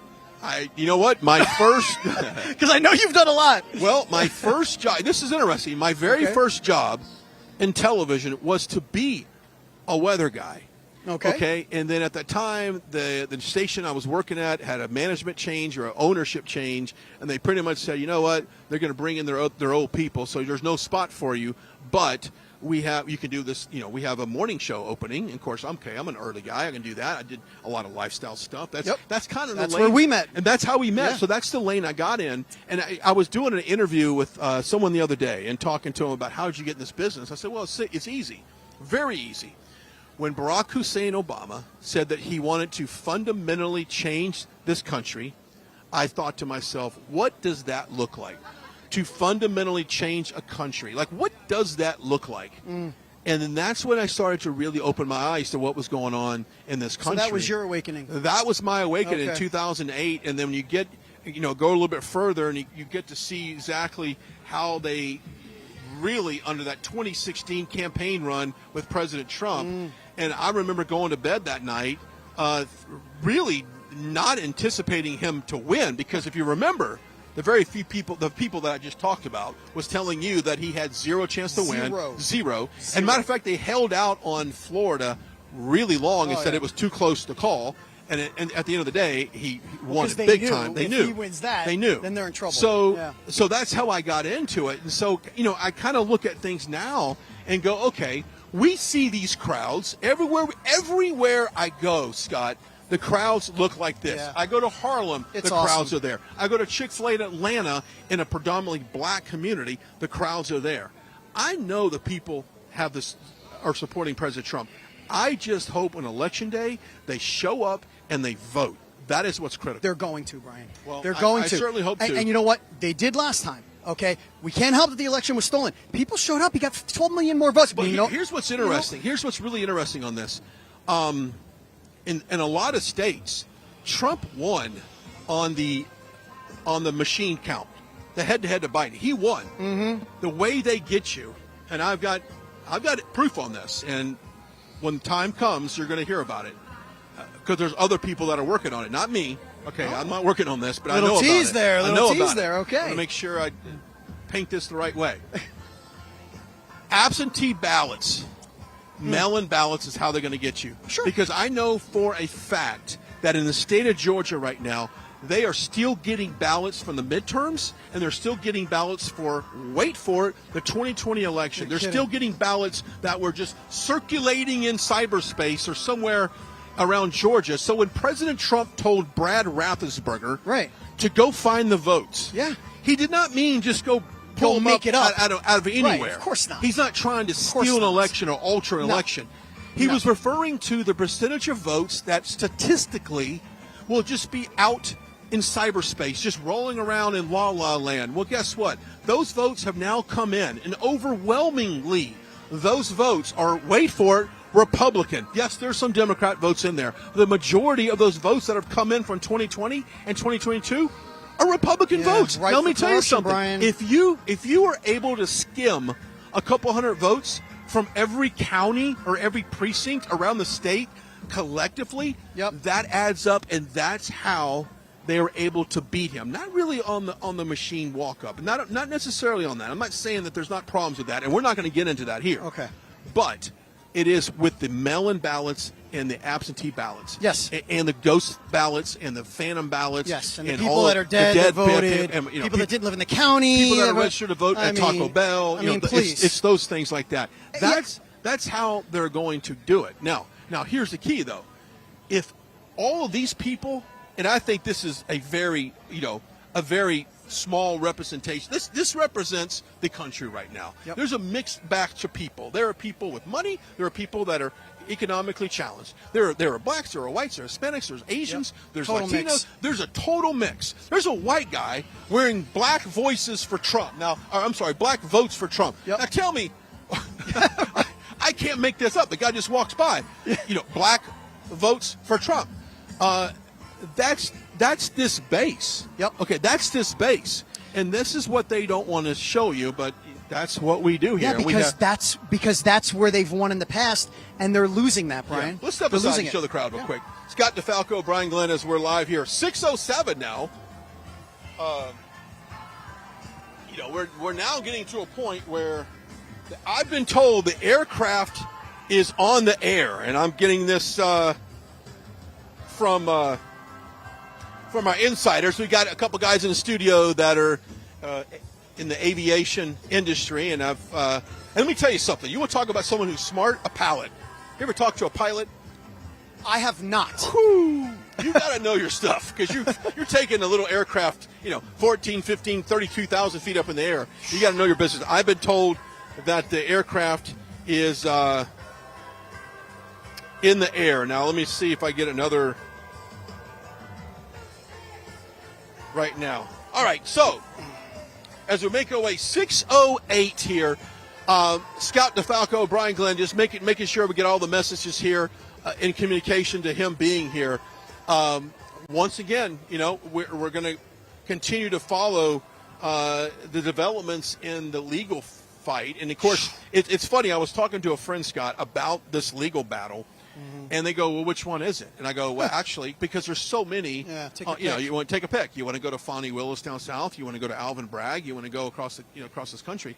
The hush money one is ridiculous, because even some of the most liberal judges and these constitutional attorneys will look at this case and they're going to say, well, to be honest with you, the statute of limitations has expired. Correct. So technically, this is not even something you can try. and they took what would be considered a misdemeanor, and they poured gasoline on it and put a match on it to make it much bigger than it actually was. Yep. Even if you could still prosecute it. So you take all of these things together, and quite honestly, I don't know how this thing even goes to court. Why are we even funding this lawsuit? So people are obviously see what's going on. Yep. And they see this is just one of many. I'm sure he'll be in D.C. before too long as well for that one too. Yeah. But it's one of those things that we're getting front to. Real quickly, are we preparing for some rain? I want to step aside and make sure, because if we do, I want to give our cameras an opportunity to prepare for that, as I think we might have some rain coming down. If rain comes down to the studio, just know we are not going to stand out in the rain. So you can actually toss to maybe some footage that we had earlier, replay some footage, and we'll try to keep a camera hot. But I'm by no means going to stand out here in the rain and absolutely get drenched, and not at this point. But hopefully this is something that doesn't threaten the sky. But by looking at some of the people around here, they might know something, Scott, that we don't know. Right. Yes, we are not weather. Well, you were a weather guy, but I certainly am not, and I cannot predict whether I was wrong 3 times last week. It was supposed to rain, it didn't. Then it wasn't going to rain, and then it did. So that's just weather, like you said, Brian. But talking more about the hush money trial, again, opening statements are Monday. Love the fact that President Trump said, I will testify. He is not going to back down. Any defense attorney would say, okay, no way do I want you doing that. But like we spoke about earlier, Brian, the whole deck is stacked against him. The jurors are going to be against him. The judge is against him. Everyone involved with this case is against him. He's in a part of New York City where he is not well liked. So a conviction here, I mean, what would you give it percentage-wise? Just based on that. I mean, I'm thinking there's an 8, probably, unfortunately, maybe a 75%, 80% chance he might get convicted. I mean, I gotta do a commercial right here in a second. We'll get back to that second. Okay. But to your point, if he's able to testify and look these people in the eye and Yes. tell them what's going on, Yes. maybe that's the first time they've ever heard that. So this actually might work good for him. But here's the problem with that. The problem is that they couldn't find jurors who weren't biased. How many people did they have to dismiss because of their bias? People were lying to get in just so they could try to convict him, and that's why you don't prosecute a president. I believe that. There's probably people that lied and said, oh, yeah, I can be unbiased. Of course they are. Hey, let's talk about our friends over at OFP Farms. They're family and owned and operated. Look, if you want quality products, these are goat milk products for everyday use. I'm talking about soaps, lotions, lip balms, all natural pain relief, beard products. This is it. This goat milk is packed naturally with essential vitamins that help heal the skin and promote regrowth of dead skin cells damaged by everyday life. We stand out in the sun too long. The dry skin, if you don't moisturize your skin, that is what can happen. The Eva product is made with premium ingredients in small batches to maintain quality. Now, OFP Farms is a patriotic, America First, God-fearing company. They create and produce and ship directly from their farm. So right now they're celebrating Mother's Day on this exclusive garden gift box. This luxurious collection is a tribute to express an appreciation of our moms, and I think you should order yours today. The website, ofpfarms.com, that's ofpfarms.com. Browse their selection of products that make a perfect Mother's Day gift, and do not forget to use the promo code RSBN at checkout to get 20% off your purchase. We love these guys. I was so new to the skincare segment, and I saw this company, and they said what amazing things they do. So please check it out, ofpfarms.com, ofpfarms.com. I did get a weather briefing. Thank you, Micah, in our Slack chat. What's it look like? The plane is still sitting right as of right now in Charlotte, possibly taxiing. Estimating rain will hit at 6:40 and last for at least an hour off and on. So we have probably about 26 minutes before the rain hit. Yeah, just got a severe thunderstorm warning here on my phone as well. It will last about an hour off and on. So I'm going to try to make a little bit of preparations. President Trump's plane is still in Charlotte. It's taxiing on the runway. Has not left yet, so we know that he's not en route, and perhaps they're keeping an eye on some of these showers. Now, here's where this becomes kind of a developing situation. You've got approaching storms, obviously coming. I don't know if there's a risk of lightning or anything that's in the area. Yep. So obviously public safety is an issue at this point as well. Right. I'm not speaking for the Trump team. I'm not speaking for anyone associated with the Trump team. I just know how they think, and I know how people think. Public safety is number one. Number one. Okay, so obviously standing out in an open field area with a threat of lightning is something that, from past experience, they take very seriously. Now, I know that when we were in Iowa, we had a threat of storms and tornadoes. Sure. And so, yielding on the side of caution, they were able to say, look, let's postpone it for a little bit. Let's see how this thing blows over. I'm not saying that's what they're doing here, but I would be pretty confident that someone is thinking, okay, what do we need to do with this rain? Yep. And very much like we're doing here, because if it does rain for a good hour, we want to be prepared. Yeah, we got a lot of equipment. Thousands of dollars of equipment up here in the rain. So, so he's still on the tarmac. So they have not. He has not left Charlotte yet. As far as I know, he has not left. But we'll see if I can get an update for that. Is that due to weather? To the weather, or I don't know. or just I don't or maybe, know okay. I don't know what the weather situation like is in Charlotte, but we're glad you're joining us right now. Hey, Scott DeFalco, Brian Glenn, as we're live here in Wilmington, North Carolina. And if you look at kind of what will happen over the next several months of, with these trials and campaign stops, the president's not slowing down. He is still going to make the most of not only New York, but make the most of his weekends. And I know we've got some rallies coming up, and you need to go through. You've got New Jersey's just released. Where I grew up, and Wildwood, spent many a summer down there, Brian. It's a great area. Happy to see that he's going to New Jersey, and he's loved there as well. I mean, my whole family are big Trump supporters. I know it's a Democratic state, but I'm sorry, with everything that's going on in the country, and you've even heard some of the hardcore liberals say this, hey, Trump is on the ballot for me. We talked about Michael Rappaport, right? Yeah. We talked about Stephen A. Smith. We talked about these guys that have been notorious Trump haters actually giving him somewhat of a fair shake and saying, hey, if this is what's going to keep going on, Trump is on the ballot for me, and that is shocking, but that is how bad the state of our country is, Brian, and we are at a crucial time. It is not overstated. Every time you hear someone say it or you hear President Trump say it, this is the most important election of our lifetime. And it cracks me up because when you hear that from the Democrats, they say that because they say democracy is on the line. It's on the line. Oh, yeah, it is for your candidate because we're losing it. We're losing it under this regime. And it's funny, it's coming from the very people who are trying to incarcerate their political opponent. Yeah. And you've got people like, there's no worse than Joy Reid. I'm just going to tell you right now, and I know I've said I've got respect for everyone in this industry, and I do for the most part. I do. But Joy Reid is such a race-baiting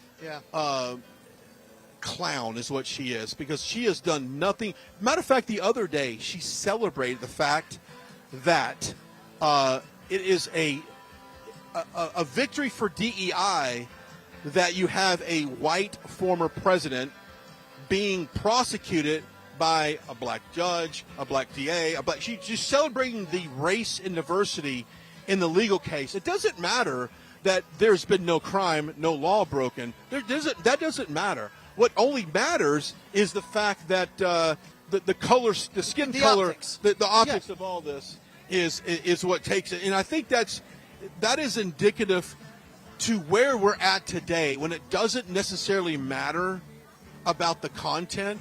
It's all about the skin color, the exact opposite of what we've been told for so long that mattered, right? The content of our character. Is racism, right? That in itself is racism. And yeah, she's tough to listen to. Look, like you, I have respect for everyone. I really do. And in my business that I've been in, film, television for 25 years, I worked with all liberals. 90% were hardcore liberals. You were in Hollywood, so I mean, right. That's. But I still had respect for them. Now, I wasn't politically involved. I really wasn't until 2016. And then when that happened, I would have reasonable talks with them. And it would be the same thing, and you brought this up earlier. I'd say, okay, what is it about Hillary Clinton that, you love so much, or what is she going to do? Because Trump had a clear message from the start. We're going to build the wall. We're going to, shut the border down. We're going to make our economy better. We're going to bring more jobs back here. We're going to do this. We're going to do that. Clear messaging. There was no messaging there except we hate him and he can't be president. And so I would say to them, well, what is her message? Was it, well, that so-and-so can't be president. I said, that's why. That's when I realized, okay, there's a problem here, an ignorance problem. There's a hate problem, believe it or not, coming from the party of love, supposedly. And that's when I really got more invested emotionally into it. And I said, okay, I need to start paying more attention, because it was to my own ignorance, Brian. I didn't know a lot about what was going on. And then when he won, those same friends that knew that I supported him, I sat and listened to them, read their stuff on Twitter, Facebook for a year and a half, trashing the man that I supported and quite honestly had connected to and learned to love as a political figure. I didn't say a word to them because I have respect for them. As soon as they found out that I was a Trump supporter, I was a misogynist, I was a racist, Scott, I never knew you were a sexist, a misogynist. I said, whoa, hold on a second here. I've known you guys for 5 years, and these were people from Serbia. Okay, they were immigrants from Serbia that I loved, that were good friends of mine, and others, okay? A couple of Jewish friends that I had. Same thing. Scott, I didn't realize you were like this. I said, I'm not. All I did was vote for Donald Trump. That's it. Yeah. Well, they've been told that he was xenophobic, homophobic, everything. It's ridiculous. But that was a narrative from the news. Now, we now know, since examples that people have seen open their own eyes, and through the content that we produce, the people we know that's not the fact. So the media landscape has forever changed. And for someone who's in my first job in 1988 at an NBC station, whenever Merv Griffin came to town, my first job was to put on a peacock outfit. And that station later burned to the ground, and I'm so glad it did. Outfit? Yes, because even as an actor, I never did that. Well, think because Merv Griffin that had started all these Wheel of Fortune, Jeopardy, you name the game show they've done. Thank God those pictures don't exist anymore. But for someone who's been this media landscape has changed so much. And the divisiveness between a lot of the media, I don't think it's reversible. And I look at NPR and how their editor, admitted that they didn't have a conservative. Just making sure behind us we don't have anything. They don't. There's no Republican, person on their staff. That should be alarming. The fact that you have a government-funded media organization that doesn't have a single counter. Balance of another political viewpoint, it's insane. So it's changed. Let me step aside. Tyler in the studio, if you could repeat that in my IFB one more time and repeat it slow, as it was breaking up a little bit there. I appreciate it. But we're okay. All right, let's talk about our friends over at the Wellness Company, the Contagion Kit. It's something that I think everyone should have, because we know about this bird flu apparently is developing in a lab, and the gain of function on the bird flu and what happens with that, who knows. But that's what they do, and we want everyone to be safe. So go check it out. The information for that Contagion Kit is on your screen. Go look at that now. You've got a bunch of options here as far as medication, things that you can't traditionally get anywhere else, but you can get it here. You can have one at your office, your car. If you go on vacation, take it. I know that Vanessa used an example the other day that she wasn't feeling good. She took the Contagion Kit with her, took the medication, and then like 2 days later she felt great. So do that. Go check it out. Information for that is on your screen. Dr. Peter McAuliffe is a world-renowned, respected doctor, has been intricate in development of this, and we want to make sure that you have the very best. Go check it out from the wellnesscompany.com. Sounds like a TV doctor name. Dr. Peter McAuliffe. Sounds like a TV doctor name, right? Could be on ER. Yeah. Looks like clouds are coming in from this end behind the Jumbotron here. Yeah, we've had a severe thunderstorm warning. Hopefully this is going to pass, Brian. Yeah, and it doesn't look like anyone's going anywhere right now. They are here to see. Expected to hit around 6:30. Around 6:30. So Next what 10 we're going minutes. to do, likely, if that's the case, just so everybody knows in the studio and you guys watching us at home, if this rain starts to come down here around 6:35 or so, in about less than 10 minutes, we are going to cover these cameras, and we're going to cut to and replay some of the earlier footage, and we're going to find kind of a safe, dry space to wear these storms out and then go from there. And many of the networks around us have pretty much battened up the hatches right now. But how ironic, just real quickly, behind the sign, Make America Great Again, you have this ominous cloud coming. Yeah. It's almost like the truth is coming upon us. The storm's coming, Washington. The storm is coming, D.C. We need more Wilmington and less Washington in the world, and here it comes behind us. But we'll keep an eye on that. Just for a programming note, everyone knows that's exactly what we're gonna end up doing once that happens, because it's important that we do find a safe space. I'm really surprised in a way. No, I'm not. I haven't seen any exodus out of here whatsoever. No one's going anywhere. No one's going anywhere. No. Well, a lot of people, too, from the earlier footage, if we end up replaying that, people are going to see a lot of first-timers here, Brian. A lot of first Trump ralliers. A lot of repeats, though, as well. Second, third. One person, it was their fifth rally. And the thing, again, that impressed me was the youth. The youth that is here supporting President Trump, how involved they are. I mean, my goodness, my mom tried like heck to get me involved as a kid, and I just would not listen. She would say, Scott, you really should read the newspaper. You really should know what's going on. But I had no interest in politics because I thought they were all full of crap, Brian. And I told you this, I've said this to you other times, and I was right. They were. But when President Trump came in, and when I connected with him, like millions of people did, because he wasn't. He was truthful. He led with common sense. He led with strength, peace through strength. The guy knows what he's doing. He ran this country like a business. That's why we were so successful. He will do it again, and he will go down as the greatest president ever. That is my opinion, and I feel strongly about it. Yep. All right, let's take a break and thank our friends over at Epic Minerals. Attention, Patriots, you're tired of having this weighted down by the toxins in our food and our water and the air we breathe. Things that we are taking in are dragging our energy levels down, and quite honestly, it's not healthy for you. Well, introducing Zeolite Extra from Epic Minerals, our powerful spray fortified with humic and fulvic acids, binds to heavy metals and other toxins in your body, helping your body naturally excrete them as waste. Now, take control of your health and detoxify your body with Zeolite Extra. The website there, epicminerals.net. That's epicminerals.net. Use a promo code RSBN for that. You'll get 10% off your purchase.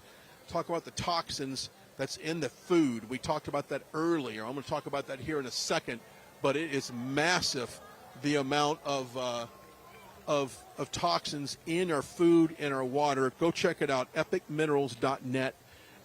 Detoxify your body, get this stuff out, feel better, you'll look better, thanks to our friends over at Epic Minerals. Okay, it looks like they were lowering that American flag. They're going to take that down in anticipation of probably some gusty winds coming up. It would not surprise me if they were to also, and this is just me thinking, the people sitting in front of the Vote Trump digital banner, if they don't lower that down or perhaps maybe move some people out of that area. So if there is any heavy, gusty winds, that everyone is protected here, because I'm hoping this rain skirts by us, and at 6:35 we don't see this. We don't see it, right, and it keeps moving this way. It looks like it kind of keeps moving towards this way, but we'll see what happens. Especially the weather here. I mean, not being in California, I'd never see rain, so it's crazy all those years. But it happens quickly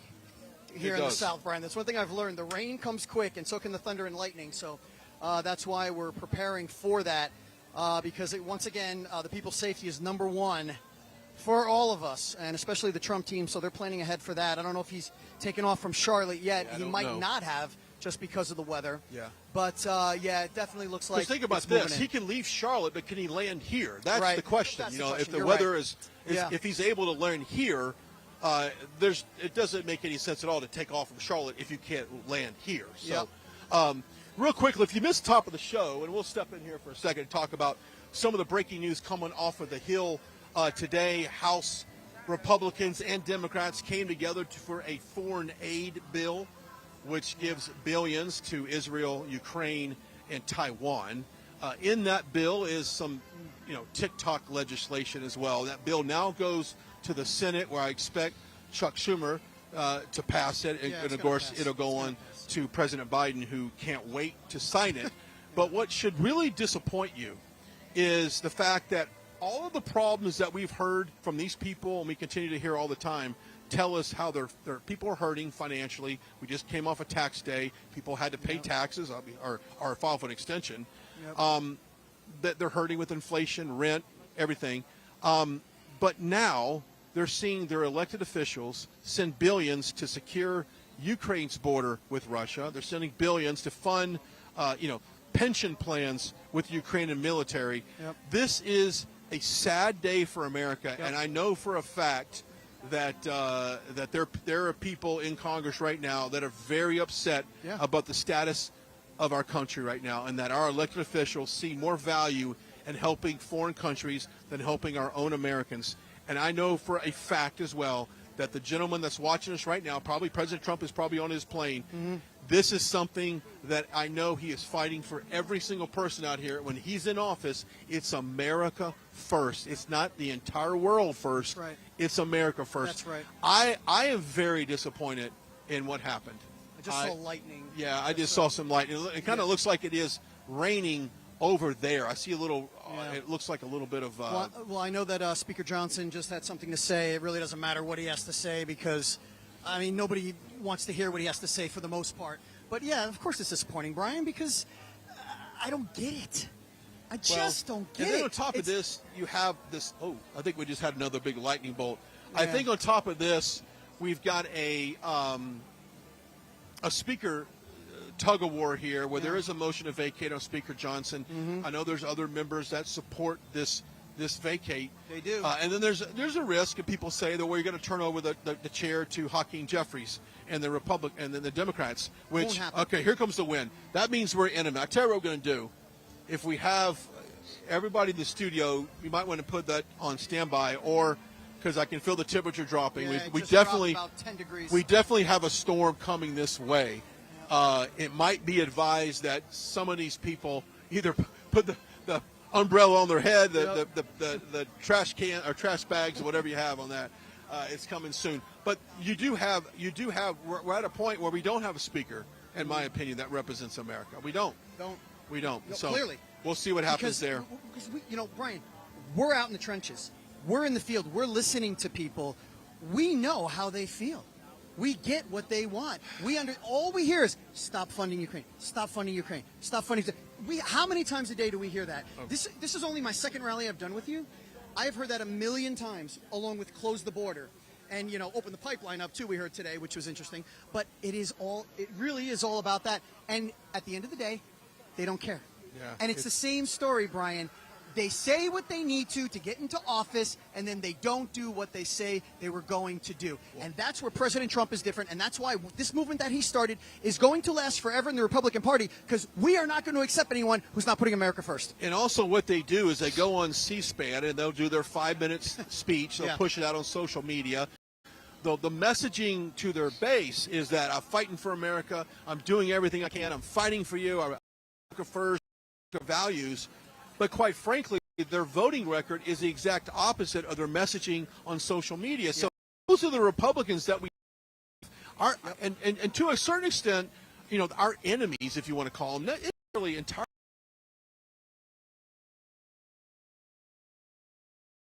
We have to get away, and maybe because I'm very optimistic, but this thing could be scooting off. Well, the wind is going this way. Yeah, so I'm seeing the majority of the storms behind us, and there goes some more lightning.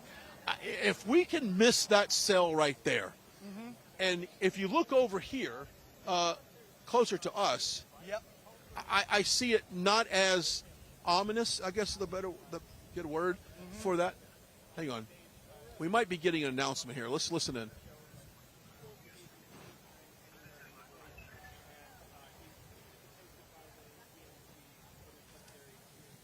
There is some type of message or some audio. Yeah, the lightning is an issue. Hang on. It seems that there might be an open mic situation to us right now. I'm trying to see if there's any indication.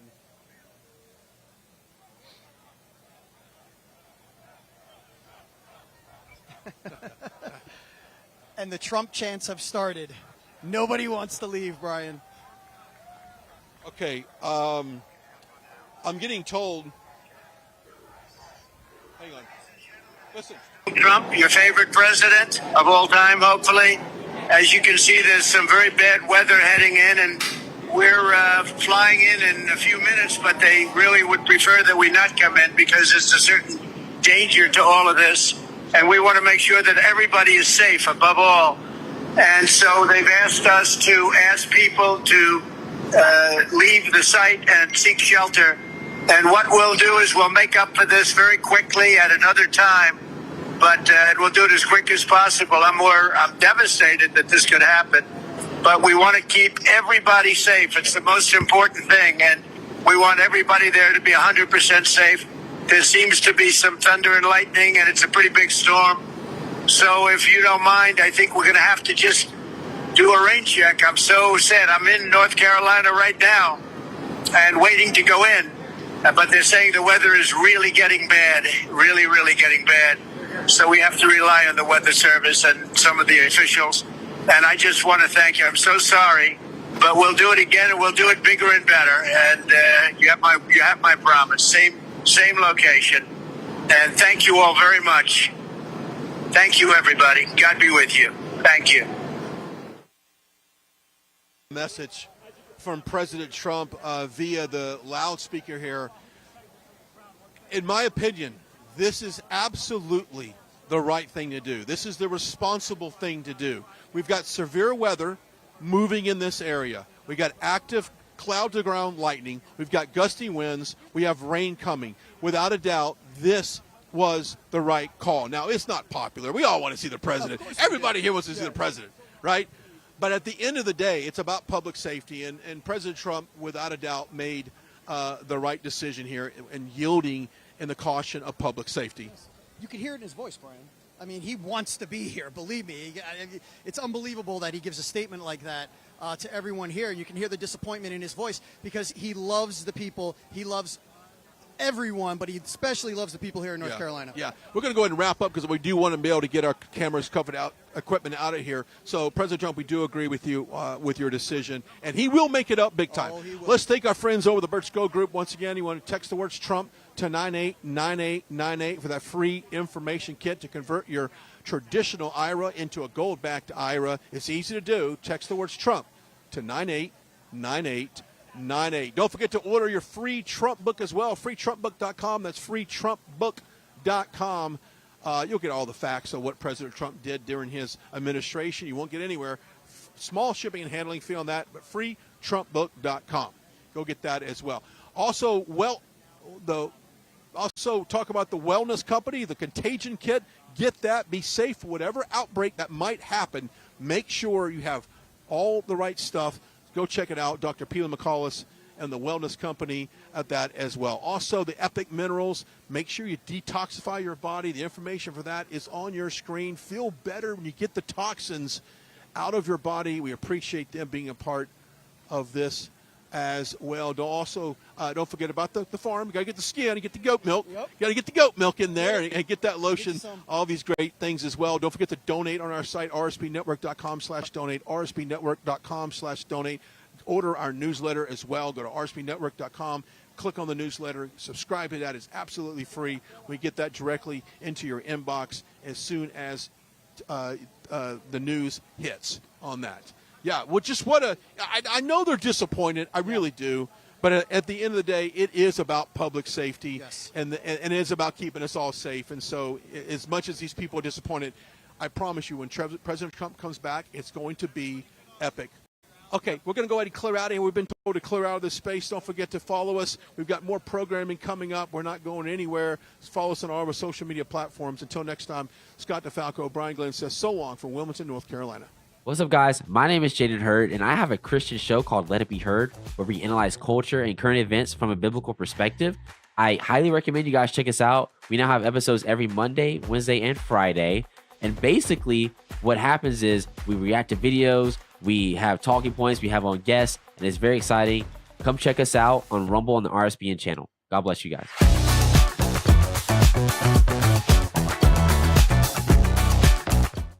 I'm excited to announce we're having a huge MyPillow spring sale, and here's a few examples.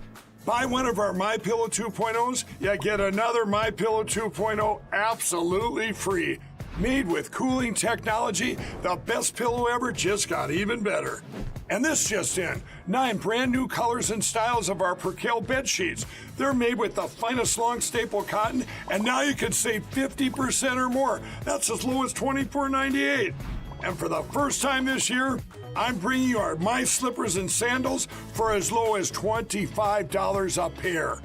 So go to MyPillow.com or call the number on your screen. Use your promo code to get your MyPillow 2.0s. Buy one, get one free. Percale sheets as low as $24.98. My Slippers and Sandals as low as $25 a pair. And for a limited time, when you order $75 or more, your entire order ships absolutely free. Parents and grandparents, the 2024 Kids Guide to President Trump is here, and it's free. As a bonus, your child gets a free issue of Everbright Kids magazine and activity book, and a free video lesson. Order now at freetrumpbook.com. That's freetrumpbook.com. Welcome to the Right Side Broadcasting Network. We're not like the other media outlets out there that cut and edit what other people say. In 2015, we were created by our founder, Joe Seals, to cover President Donald J. Trump's speeches and rallies, to which we continue to do to this day.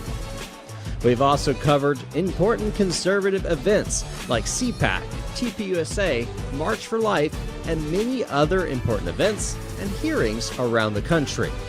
We were made for people like you, everyday Americans who are tired of the mainstream media, who are tired of being lied to, manipulated, and fed an agenda. Our goal here at Right Side Broadcasting is to allow you to see the truth, giving our correspondents and commentators a wide latitude to speak their minds. You won't find anything like this in the mainstream media. Your support through your donations, locals, and supporting our advertisers allows us to continue to cover important events around the country each and every day. So, from us here at Right Side Broadcasting, thank you for supporting us and the right side of history.